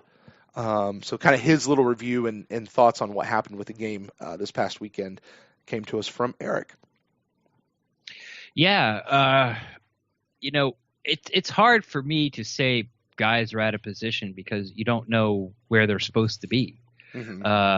But I can understand that. It seems he just sort of seems to be aping. I know this came right after the game, and we're recording this, a few days after. So these narratives have sort of come out already. But yeah, that's exactly what the problem was. Poor defense. So spot on, Eric. Right. And this might actually lead to another question to ask Gerald McCoy of, did the defense struggle with communication in this game like they did through the first half of last year? Good point. That actually might be another great question to ask Gerald. But I mean, this goes back to the first question you were saying of what was the game plan? Were the guys out of place? Actually, were they where we had planned on them being? And it was just the wrong place for us to plan on them being, or were they really just out of place? So, yeah, but I like what he says at the beginning. People need to chill. Like, it's one game.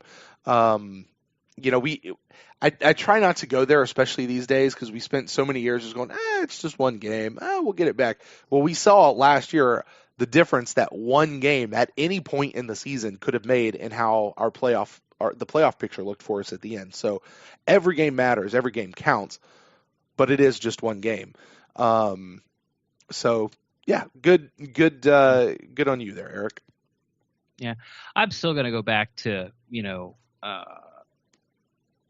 I think the reason people are so upset, it's because we thought we were sort of past this. I said it earlier, teams that make deep playoff runs just doesn't happen to them. I'm okay with losing games, but, going in there and just sort of being non-competitive, you could definitely argue that. So I don't think anyone was sort of ready for that kind of performance. Sure. I mean, just severe disappointment.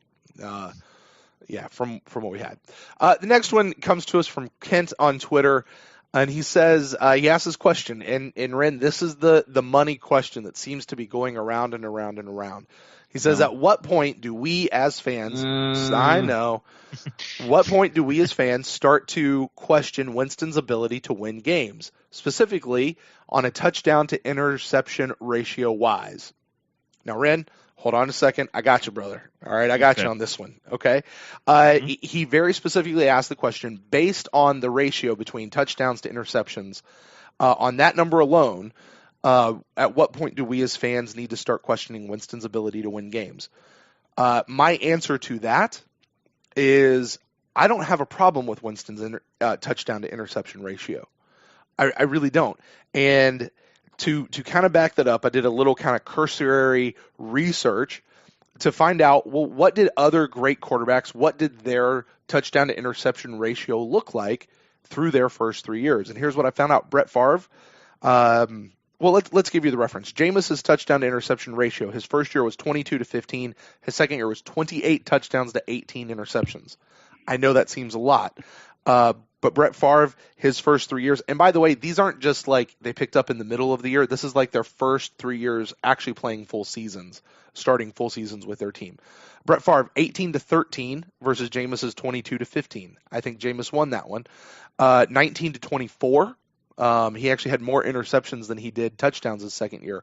And then in his third year, he went 33 touchdowns to 14 interceptions. And by the way, continuing through his career, there were many, many more times where he had double-digit interceptions. Let's go to some current players. Drew Brees, he had 17 to 16 in his first year, 11 and 15 in his second year, and 27 and 7. Actually cleaned it up quite a bit in his third year. But then he comes back out in his fourth year and he does 24 and 15.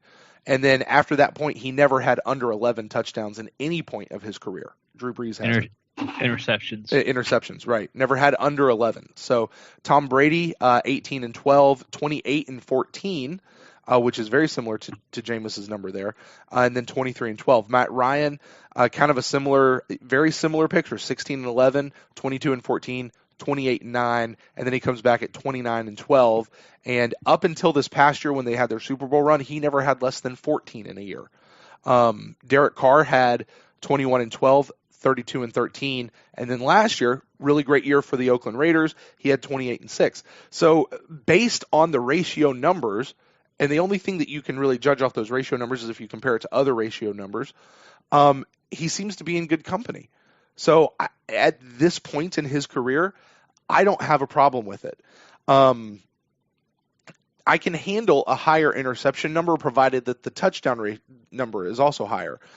So to answer your question for me, as to when do we start having that conversation based on these numbers, I would say when these numbers get lopsided for like 3 or more years in a row.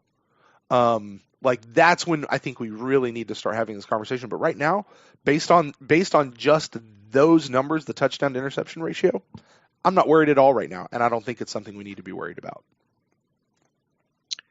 Yeah, the answer to the question is never. That's the answer to the question. Like you just who are you going to replace him with? Like, it's like who are you going to replace him with? I mean, Matt Stafford was sort of this middle of the road, kind of like number one overall picks disappointment for the Lions, and he's going to be a top 5 quarterback this year. I think this will be his 6th year in the league, maybe, because he just re-signed that big contract. Highest paid player ever in the history of the NFL. Well, so next quarterback signs will beat it. So sure. I mean, it doesn't mean anything.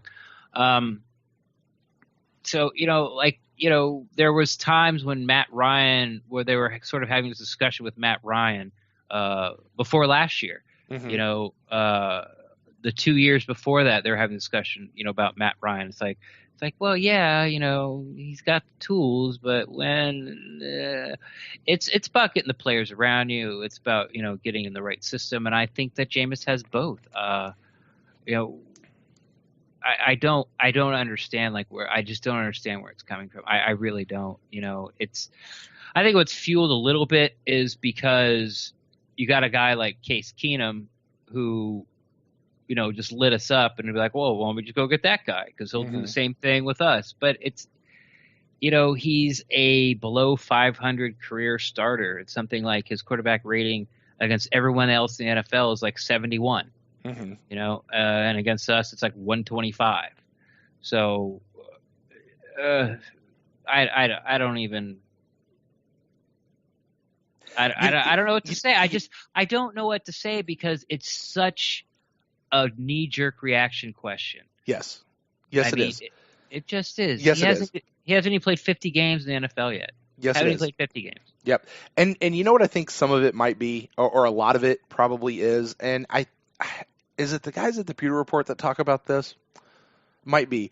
Of the idea that as Bucs fans, we are zeroed in on our team. So every time Jameis does something wrong, every time he throws an interception, every time he has a bad judgment call, like we freak out about it. It's kind of the same thing we would do with our offensive linemen. Like every time they missed a tackle or every time they missed a block, like it sends us into high alert and, oh my gosh, what are we going to do? We're not zeroing in on the other 31 quarterbacks around the league or the other 31 left tackles in the league or the other 31 right tackles in the league. Like ours are so heightened to because this is our team, right? We're following this team, that it's hard for us to realize that this is actually, is normal the right word, Ren? Maybe that it's okay. Like it's on par. Every team has these problems. Exactly.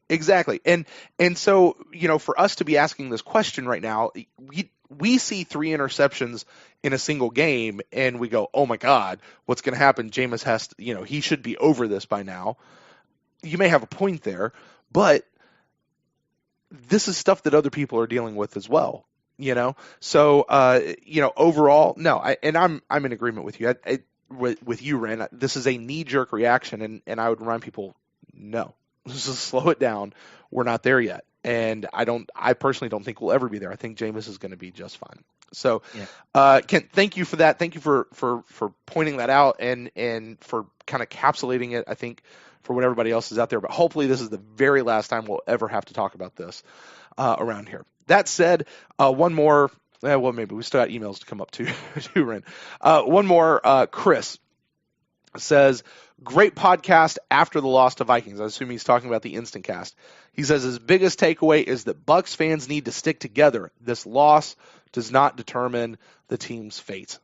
And I think that kind of encapsulates a lot in under 140 characters. Is we need to stick together, Bucs fans. We absolutely need to stick together. And you know what? This week we've got the Giants coming up. We've got the Patriots coming in a short week. Our team needs us. And we're at a sellout crowd for both games, for the Patriots and the Giants right now. So, our team needs us. If you've got tickets, show up. If you don't have tickets, and you have the ability, try to go buy some. Try to scalp them or whatever. But you could probably find them there at the legal stadium. Activity on the podcast. I buy them legally on a resale site. I don't know. Whatever you got to do. Whatever you got to do. If you can, get there. If you can't, support the team. Support them on social media. Remember, they see that kind of stuff. They really do. I know you don't think they do, but they do. I don't care what you do. I don't care if you stick together or not. And I also feel like you can tweet whatever you want. The only caveat I would throw in there is like, don't at them. If you're pissed off at Gerald McCoy and you're going to call him names, just type in Gerald McCoy. Don't at Gerald McCoy. Cause that's just being, cause you are, hidden and ambiguous. And what do they call it? Anonymous, that is like, cowardly might be a little bit of a strong word, but it kind of is, I think that's exactly the right word. Yeah, you put that person's Twitter handle in there, knowing they're going to see it, and sort of taking this, pot shot at them.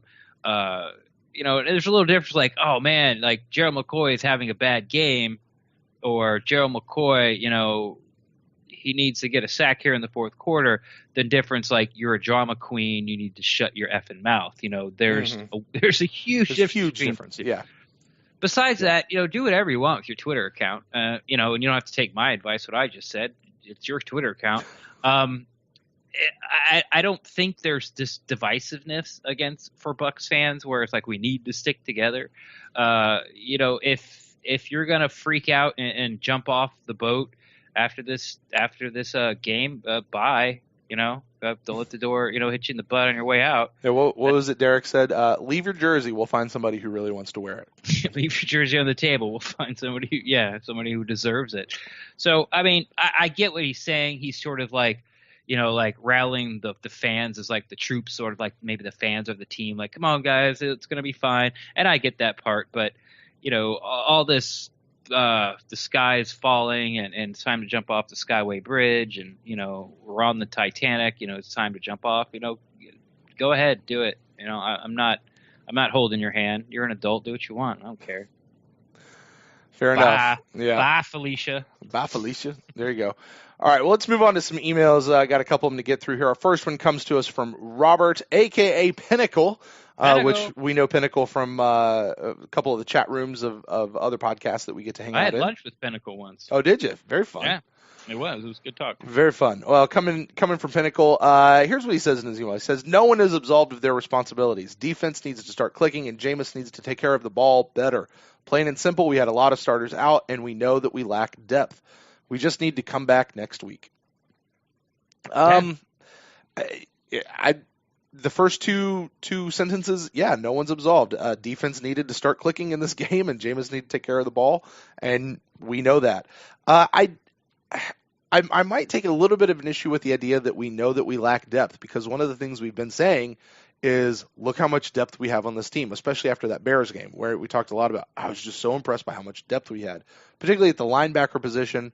I know, but it's even at the cornerback spot. I mean, Bobby McClain had his deal last week with the Bears and things like that. So that's where I would disagree. I mean, once Grimes went down, obviously the cornerbacks were the Achilles heel of the defense. Right. Well, we saw that this week. I was just saying going into this week, I think we felt like we had more depth than maybe what we really did. Is I think what I'm saying. I think this might have exposed the lack of depth that maybe we were at the cornerback spot. At the cornerback spot, yeah. Yeah. I mean, I think there's this old saying like depth is great until you need it. Like having depth is great till you need it, which means till these guys hit the field and it's like, that's why you're not starting. I mean, it's so true. As far as lack of depth, I think it's just the cornerback spot, and we talked about it. It was what I wanted to go for the first round. I thought we needed somebody at least to start grooming, a high draft pick to start grooming, because Grimes is old. Let's face it. He's not going to be around forever. I think his contract ends this year. Even if we sign him for one more year, I would still like to have a young top corner, because we've seen how hard it is to transition to NFL with Vernon Hargreaves. So I'm with him in the cornerback depth. Everything else, I think we do have good depth besides defensive end, but we're working on that. Hopefully, Jacquez Smith comes back this week and is back to his old form. There you go. I agree. All right, moving on. We get another email from David. Hi, David. He says, hello, gents. He says, This question is, of course, about when Martin gets back. He says, between Jacquez, Peyton Barber, and Doug Martin, if you had to pick one to be the starter and get the bulk of the carries, who would it be? Ren, I'll stop there and let you answer before I go on. Doug Martin, continue. Yep, Doug Martin. Absolutely. He says, personally, he would use Quiz to start, Barber in certain situations, and then Martin. He should have to earn his way back. Well, this isn't the Cub Scouts. You know what I mean? This isn't like, there's only 16 of these games, and Jacquizz Rodgers didn't have a terribly impressive game. Our first game against Chicago. You can make an argument that he didn't get enough chances against the Vikings, but the chances he did get, weren't spectacular. So yeah, you don't. I hear what you're saying. You have to earn it, but I think he's going to have to try to earn it in practice. He has to come back in shape, and you have to pick up the game plan. But I don't think there's going to be a problem for Doug because he's already been in the system, for a year, and then he went through OTAs. Well, 3 years, I guess now. He went through OTAs, training camp, and he was the best back in camp, hands down. So honestly, I think sort of Dirk Cutter and Jason Light, and even Mike Smith to a certain extent are chomping at the bit. Sort of treading water at the running back position, just waiting for Doug to come back. I understand that he, I don't want to, put words in your mouth, but I understand that maybe he hurt your feelings. He let the team down last year, let the fans down last year, signed the big contract and then gets popped for PEDs. I get that. But, do you want to teach him a lesson and watch us and give us a less chance to win and lose games because you're mad at him and you want him to sit the bench and make him feel bad? Or do you want to try to give your best chance to make the playoffs this year? So, well said. Here's the thing.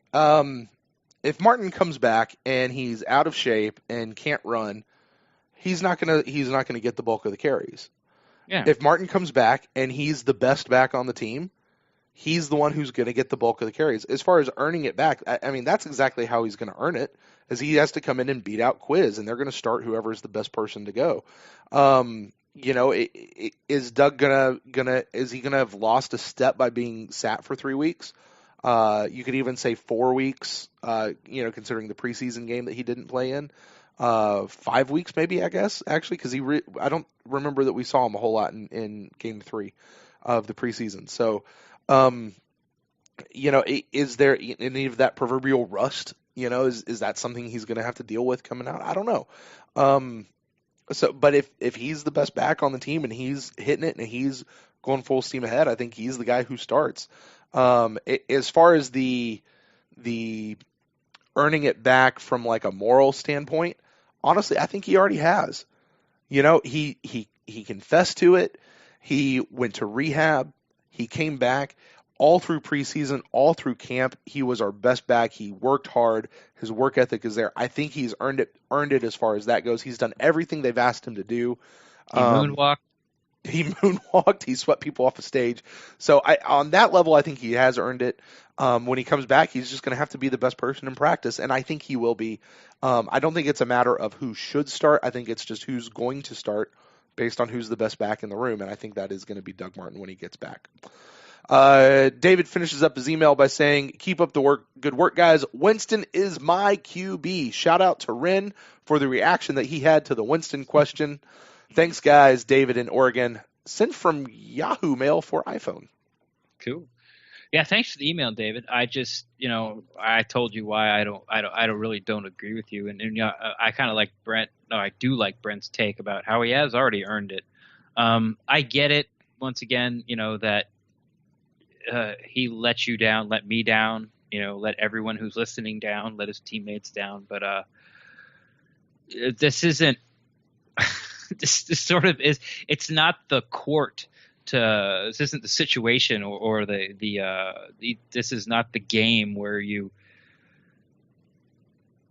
I don't know. This isn't high school, I guess. Where you didn't get a B, you got a D in your math, in math, so you have to sit out the first half of the game. Like, teach you a longer life lesson. This is not that time is over. That's long in the past. These are pros. These guys get paid money, and if you lose your job as a head coach. So, I just don't think that's going to come into play. They're just going to play the best guy, the best guy who's there, and that'll be that. All right. Next email comes from Chris. Chris says, Brent and Ren, what do you think needs to happen this week for the Bucs to get back on track? I like this question because we're looking forward, not backwards. What do you think needs to happen for the Bucs to get back on track? He says, and then Ren, I'll let you answer. He says it could be very likely the defense will be without Quan and David. I hope that's not the case. At the very least, Quan and Grimes can return. Yeah, you hope Quan's on track, but soft tissue injuries tend to linger. It appears that the high ankle sprain that was reported, by Jenna Lane sort of right after the game, that's not the case. But it also seems that Levante David will not be back this week. Mm-hmm. This isn't a 4 to 6 week injury. It seems to be more of a 2 to 3 week injury, which is good news. Is that true? I haven't heard that yet. Everything that I've heard is it's still a high ankle sprain and he'll be out about a month. I heard it from Alman on his podcast. Yeah. So cool. Okay. Yeah. Once he says it, it's gold. True. Yeah. It's true. Yeah. That's his job. He doesn't speculate. I have no idea about Grimes' shoulder. I heard that Miko tweeted out that, it was just sort of precautionary. I'm not sure if I believe that either. If it was precautionary, he should have played, obviously. Well, maybe not, but, maybe they felt they had enough defensive firepower, at least to make the game competitive. It turns out they didn't. Yeah. And like I said about Quan last week, when we had Gene on, you guys, I don't mean to, throw both you guys in together. Anybody who would listen after the Chicago game, Quan's like, oh yeah, I'll play. I'm there. Don't worry about it. I'm there. Mm-hmm. And then I'm like, well, Quan's not a doctor. Right? Yeah. And neither's Miko Grimes. Right. But they do have a very close relationship. So her word may be gold as far as Brent's health goes. So I do think Grimes, if you held a gun to my head and made me answer, I would say Grimes. I would hope Quan. Once again, if you held a gun to my head, I'd probably say yes. But I'm more, I'm leaning more towards Grimes playing than I am Quan for sure. I don't think Levante David will be back. But to answer the question overall, what do the Bucks do have to win? I mean, besides have more points when at the end of the fourth quarter, this game we talked a little bit about with Nikki, like the pass rush has to show up. Yeah. This is one of the worst offensive line as far as pass protection in the league, if not the worst. Statistic wise, their left tackle is sort of the Chris Conti of the New York Giants. He is the social media whipping boy. Oh, wow. His name, I don't know his first name, but it's Flowers, is their left tackle. They can't run the ball either. And it's mostly due to the offensive line. They got this guy, Paul Perkins, and, as soon as he gets the ball, it reminds me of Doug Martin last year. You hand him the ball and he has to make two guys miss before he even gets to the line of scrimmage. And he's not doing it. So, I think they're last in the league in rushing. They're last in the league in scoring, or at least around there for both of those. So I think we need a defensive pass rush. Obviously, a solid defensive game. Keep Odell's plays to a minimum. Try to keep. It's so hard with Odell Beckham. It's like, we'll just keep everything in front of him so he doesn't go deep. But he is so good at turning a short pass into a big one. He is probably the best in the league in yak, but I don't mean yak as in like the long bomb where he catches it in 40 and then takes like the extra 20. He's already past the safeties, and he gets like the extra 20 yards to the end zone. He's the guy that takes the slant, and just with his speed, just runs by everybody or makes somebody miss and gets an extra 15, 20 yards and can break it to the house. So that's what makes him so dangerous. Like him or not, he's the most dangerous receiver in the NFL. Yeah, and I mean, in an offense that can't score and doesn't have an offensive line, Odell Beckham put up 30 points in fantasy last week. So actually 28.9 to be exact. He missed week 1, and then week 2, people are sort of equating it to rust, and then then he got like 2 touchdowns and a bunch of yards. Like, okay, there he is. Right. So they're a much more dangerous. I think they put up 24 points in the fourth quarter against the Eagles. Like they were losing like 14-0, and then put up 24 points, like I said, in the fourth quarter, and lost at a last-second field goal or an overtime field goal. I think it was a last-second 61-yard field goal. So they're better than they were week 1, week 2. So put pressure on Eli. I think that's it. The Giants' defensive secondary is one of the best in the league, but they are down their top corner. At least I knew he was down for week 1 and week 2, Janoris Jenkins. It would be just, the Bucks' luck that, he comes back this week, or maybe he came back last week. I don't know. But their defense is highly touted. They got like 7 sacks, something like that. So, but I still think our offense can move the ball against anybody. I don't care how good you are. If you give Jameis the protection, we can move the ball. So, I expect a closer game than a lot of people think because, as fans, you see how bad the defensive line is. You're like, oh, okay, we'll have 7 sacks. No, 3's good. 4 would be great. So that's it. They can't really run the ball, but the Bucks really need to do their run gaps more like the Chicago game or stay in the run gap Chicago game, not obviously the Minnesota game. Do that. And, just contain Odell Beckham the best you can. And I think we'll have enough offensive firepower to win the game. And Chris continues. He says, last year, no, I have nothing else to add. That's great. He says, last year in some games, we saw Cutter abandon the run very early, and he does it again against the Vikings. Does he not have confidence in Rodgers, or was our O-line just not getting enough push to create lanes? I don't think it was either one of those, but Ren, I'll go ahead and. Yeah, we talked about it with Nikki. Yep. It was just kind of a perfect storm, Yep. He came out in the second half wanting to run the ball, and they did. They gave it twice to Rodgers, and then he did that naked bootleg fake pitch to Rodgers, and he turned around, and Griffin's right there, just like, hey, how you doing, Jameis? Right. Yeah, and it sacked him. And then Minnesota got the ball down, and scored a touchdown, and now we're down 21-3. Yeah. And that's just when you can't, if you don't have one of those running backs like a Dalvin Cook or like a Doug Martin or a Ezekiel Elliott, that type of huge game breaker. If you just have sort of a serviceable back who is going to plug along, get you 4 yards, 5 yards, 7 yards, that type of deal, you're running out of possessions. So. You've got to get the ball. And time on the clock. Yeah. Yeah. You got to get the ball down the field, and you got to get it quickly because, you are 3 scores down and 3 touchdowns down to take the lead. 2 touchdowns and a field goal. Well, I guess, you're 3 touchdowns down to take the lead. So even if you got 2 touchdowns and kick the field goal, you're still down by 1 point. Right.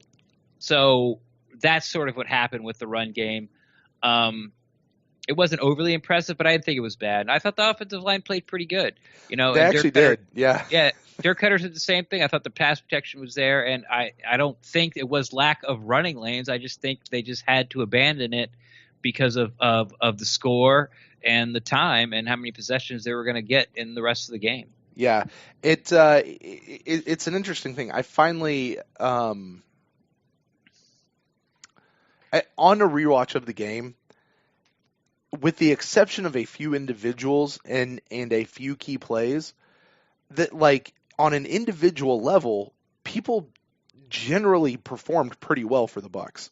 Or at least in a way that it wasn't a horrible game individually. Just for whatever reason, the team itself couldn't get everything going. And I don't think that this had anything to do with a lack of confidence in Rodgers or the O-line. It was just the game situation that they were in, and they just couldn't run the ball. Not meaning they tried to and it wasn't working. It was that's not the right type of play to run in this situation. They had to pass it so often. So I think that's all it was. I don't think it had much to do with the confidence in Rodgers. And even if they did have a Doug Martin back, or even if they did have Dalvin Cook, I still don't know that they would have been running that much if they were in that same situation. So yeah. Okay, sorry, I thought you had something you were going to add there. Chris closes out. He says, "You guys are great, and I enjoy listening to the podcast. And as always, go Bucks." Chris sent from my iPhone. Yeah, thanks, Chris. That was a good email. Yeah, thanks, Chris. Yeah, hope we answered all the questions, to your satisfaction. There you go. All right, Ren, we got one final email, and I bet you can't guess who it's from. I'm not going to guess. I'm going to make you guess. Who's it from? From Chef Aaron, good friend of the show. Here's what he says. He says, "This was not the game that we expected, especially for me attending it in Minnesota. The game, I know.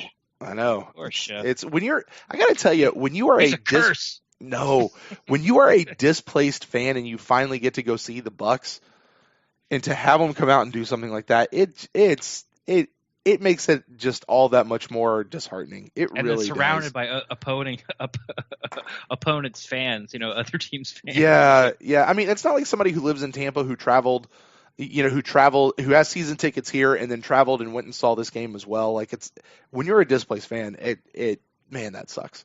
Aaron, I've been there. I really have, buddy. And it's not fun. But he says the game from beginning to end with all the injuries and illness before the game made it seem like it was not meant to be. The defense couldn't stop a nosebleed, and I had an actual nosebleed at the game. Nice. The pass rush was non-existent, and if that happens this week, Lord have mercy on what the rest of the season has in store for that group. Linebackers were depleted with Quan and then David getting injured. I love Dirk, and he's my coach, but why, when the game is out of reach, do you have him in there? We talked about that a little bit earlier. Matters who he's talking about. I think he's specifically talking about David right there. He says there's no reason. Yeah, but, it's easy. If he didn't get hurt, no one would say anything about it. Mm-hmm. You know what I mean? But right. So that's sort of a double-edged sword. But I feel you. Yeah. Yep. He goes on to say, he says, the secondary was burned all day without Grimes, and that's all I'll say about that area. The refs were a freaking joke, and I would agree. The more I look back at this game, the more I think about this game, the more frustrated I am, honestly, with the officiating. And I try not to be one of those guys that blames stuff on the officials. That's a hard job. But this particular game, oh my gosh, that one actually, I think, pisses me off more than anything else when I think back on the officiating of this game. Yeah, we got the shaft for sure. I don't talk about it either, because it's just, because there's always that guy sitting next to you who doesn't know what the hell he's talking about and complains about every officiating call. Sure. Like that's not holding, and the guy grabbed him by horse collared him and threw him to the ground. It's like, right. What are you talking about? So you sort of want to be lumped with those people, and you see it on Twitter a lot, especially on Saturdays. Oh my God, college football fans. Oh my God, home cooking. But yeah, we got the shaft. We did. The fumble, the targeting. Like I'm going to ask that question to Coach Cutter on Friday when he does the call-in show with Casey. It's like, how many of those how many targeting plays did you send to the NFL looking for an explanation? I mean, we already know the one about Brait, and the ref admitted that, so I don't know if he's going to have to send that one or not. But, even Mike Evans' first catch, which is something we did not talk about, into triple coverage, the safety, hit him in, I only saw it once very briefly, but I was listening to another podcast, and they confirmed what I thought I saw. The safety came back and just threw a forearm right into Mike's helmet. Yeah. It wasn't helmet to helmet, but he just, he just threw a forearm shiver. And you can't do that. And, of course, we talked about Cameron Brait, and then Adam Humphries I talked about. It was just that holding call on that nice bubble screen to Charles Sims, right, where he was just basically pancaking. He went to hit Xavier Rhodes, but Xavier Rhodes collapsed. There was no pushback. Right. He's going to go block him, and he's expecting this pushback, and he wasn't there. His arms just kind of went out, and they're on both sides of him, and they both go down. I mean, Xavier Rhodes was crumbling like a sandcastle under a tsunami wave, and they're like, up, holding. And it's like, you got to be kidding me. It looked like holding, but watch the whole thing. He was on his way down when his arm just happened to go around his body, but, they're 3/4 of the way to the ground. So plays like that, I get it, but like you, I don't like to talk about it. You just kind of like, because there's going to be a game where we get the calls and we're shafting somebody else, and it's going to work out in our favor. There you go. And that's the thing. Have you ever left a game and thought, man, the officiating for this game was really good? I thought the officials were on point the entire game. Well, let me put it this way: if you don't leave the game thinking something, like the Minnesota game, then they did do their job. Right. Okay. Fair enough. Yeah. Kind of like the offensive line, right? If they do their job, you don't notice them. Yeah, So, if you don't talk about them, they did their job. Yeah. And so, okay, I'll go back to my question. When was the last time you left a game not talking about the officiating? it happens. It happens. And even still, I think then, I don't. Anyway, moving on. He says, the refs were a freaking joke. Never seen such lopsided officiating. How many targeting plays did they miss? You said at least 2 there. Maybe 1.5. 3. There you go. Jameis had a good day except for his picks. And I'll be honest, when that play happened, I was thinking, here we go with the same old stupid-ass mistakes again. He says, I love Jameis and he's the franchise, but why is he throwing into triple coverage when he has other weapons besides Mike Evans? He says, I don't know. I'd actually love to get his point of view in regards to that play. Has Jameis, in a press conference or anything, talked about that play at any kind of depth outside of the right after the game talk? He talked about it after the game. He had but both Dirk Cutter and Jameis, those answers were very short and very curt. Uh-huh. I really don't think you got I don't really remember it, and you sort of didn't get the answer you were looking for. Uh-huh. Dirk said he should have checked down. We were just talking, Nikki. I've gone on record where I think it's like 5 minutes left, just over 5 minutes left. You're down 2 touchdowns. You got to take your shot, man. Right. And he put it right there, you know. And he got targeted. Right. I mean, so and Mike caught it. I mean, he caught it. It was a good pass, and he caught it, and then he got popped and he dropped it. So I don't it was an interception, but the interception was not Jameis's fault. It was Mike Evans' fault. Right. You know, if you're but you could sort of make the argument, well, Jesus, he put him in harm's way. Well, I mean, you're 6'5", you know, those safeties are, 5'10", 6'1", 160, and you're 225, 235. It's like, I really would have. I thought there should have been a targeting call, but I'm not going to blame Jameis for that throw because you had to take your shot, and he took it, and he executed on his end. Let's put it that way. It didn't work out. Let's just flip it. If Mike would have caught that, everybody would have talking about that's why you got Jameis Winston. Right, he's a gunslinger. He drops a dime. That's the gunslinger. You know, when the game's on the line, that's the kind of pass that I want to see. So, I feel you. It's frustrating that it happened. Still I maintain the worst throw he had was on the second drive where he, tried to backhand it to Jaquiz Rodgers and Cam Brate, came out of nowhere and, had to grab it and sort of save his bacon for the interception. That does not ever have to happen, but I think it's still gonna. Right. For how long? Who knows? That's right. Who knows? Aaron closes up. He says, anyway, we're 1-1. It's time to go 2-1. Go Bucks. Yeah, I always like Aaron's. I always like Aaron's emails. He covers everything. Yep. There was one thing on there that early on that I disagreed with, but it wasn't something much. It's probably about the linebackers because we've been going a little bit back and forth on Twitter about the linebackers. I'm still in the camp where I think they can absorb the hit if Quan or Levante go down for an extended period of time, the way Beck was playing, and then I'm still very high on Darius Glanton. Cameron Lynch is I obviously I don't know all the linebacking crew, but I would put Cameron Lynch's linebacking ability against any other fifth linebacker in the NFL. Right. I think he's that good. So, but once again, if it gets to the point where it's like Beck with Darius Glanton and Cameron Lynch, there might be a problem where that's why these guys aren't starting. But then there's Devontae Bond, so we forgot all about him. So anyway, I'll just. Sorry, I rambled there for a bit. It's always good to hear from Chef because he sort of like synopses the whole entire game in a little like 150-word email. He does it. Well, Chef Aaron, thank you so much. And as well to Chris, David, Pinnacle, and then everybody out on Twitter. Lots of people had lots of activity on Twitter, lots of conversations happening there, a little bit more on Facebook as well. Always fun to get to interact with you guys. Out there, I say it every time, but it's one of the more fun aspects of being a part of this Bucks fandom community.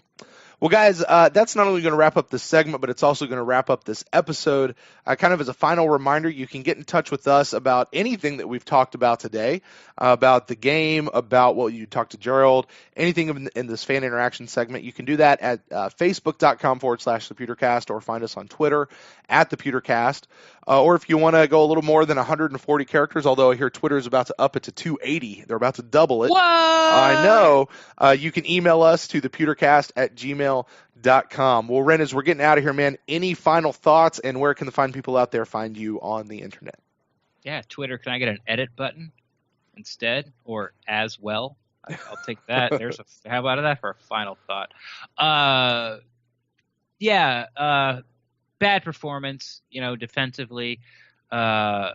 It was extremely disappointing to watch in real time. I know it was hurtful. It was not something that anyone expected. It's like pick 4 ratios of how this game's going to go.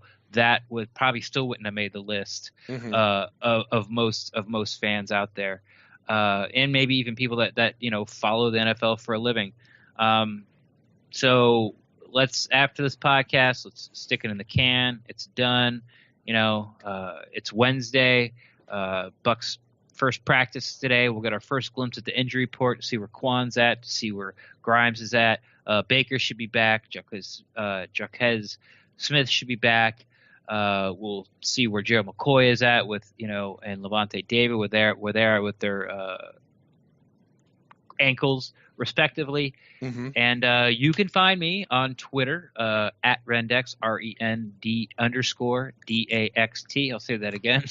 REN_DAXT. I'm always down to talk Buccaneers football.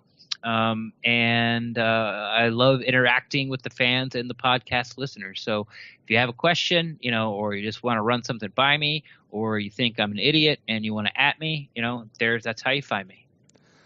Yeah, well, I guess his final thoughts for me, the big one is, hey guys, on to the Giants. We're 1-1, kind of like what Aaron said there at the end. We're 1-1. It's time to go get 2-1 as we keep working through this season. Once again, thank you so much to everybody who has been with us and part of the journey. 100,000 downloads. Here's to the next 100,000, and hopefully it comes a lot quicker than just a year and a half. The way this podcast is rolling, it wouldn't surprise me if it does. But you guys are amazing. You guys are awesome. You can always get in touch with me personally at Brent Allen Live on Twitter. Same thing on Facebook. I'm the same just about all the way across. And once again, you can get in touch with us at the show, at the Pewtercast, on Twitter. Also, they're on Facebook as well, and to thepewtercast@gmail.com. Well, guys, that's going to wrap it up for us for this whole segment. So on to the Giants, guys. And until next week, be on the lookout for the instant cast. We're not exactly sure exactly how that one's going to come out yet, but it will be there.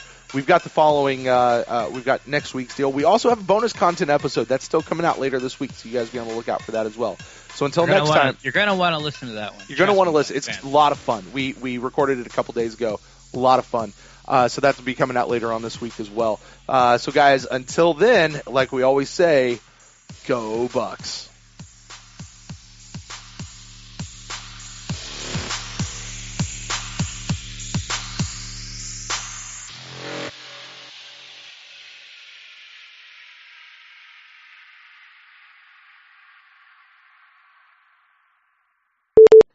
Let's do it. All right, let's do it. Well, guys, to start things off, we're going to be diving deep into the Bucks versus Vikings.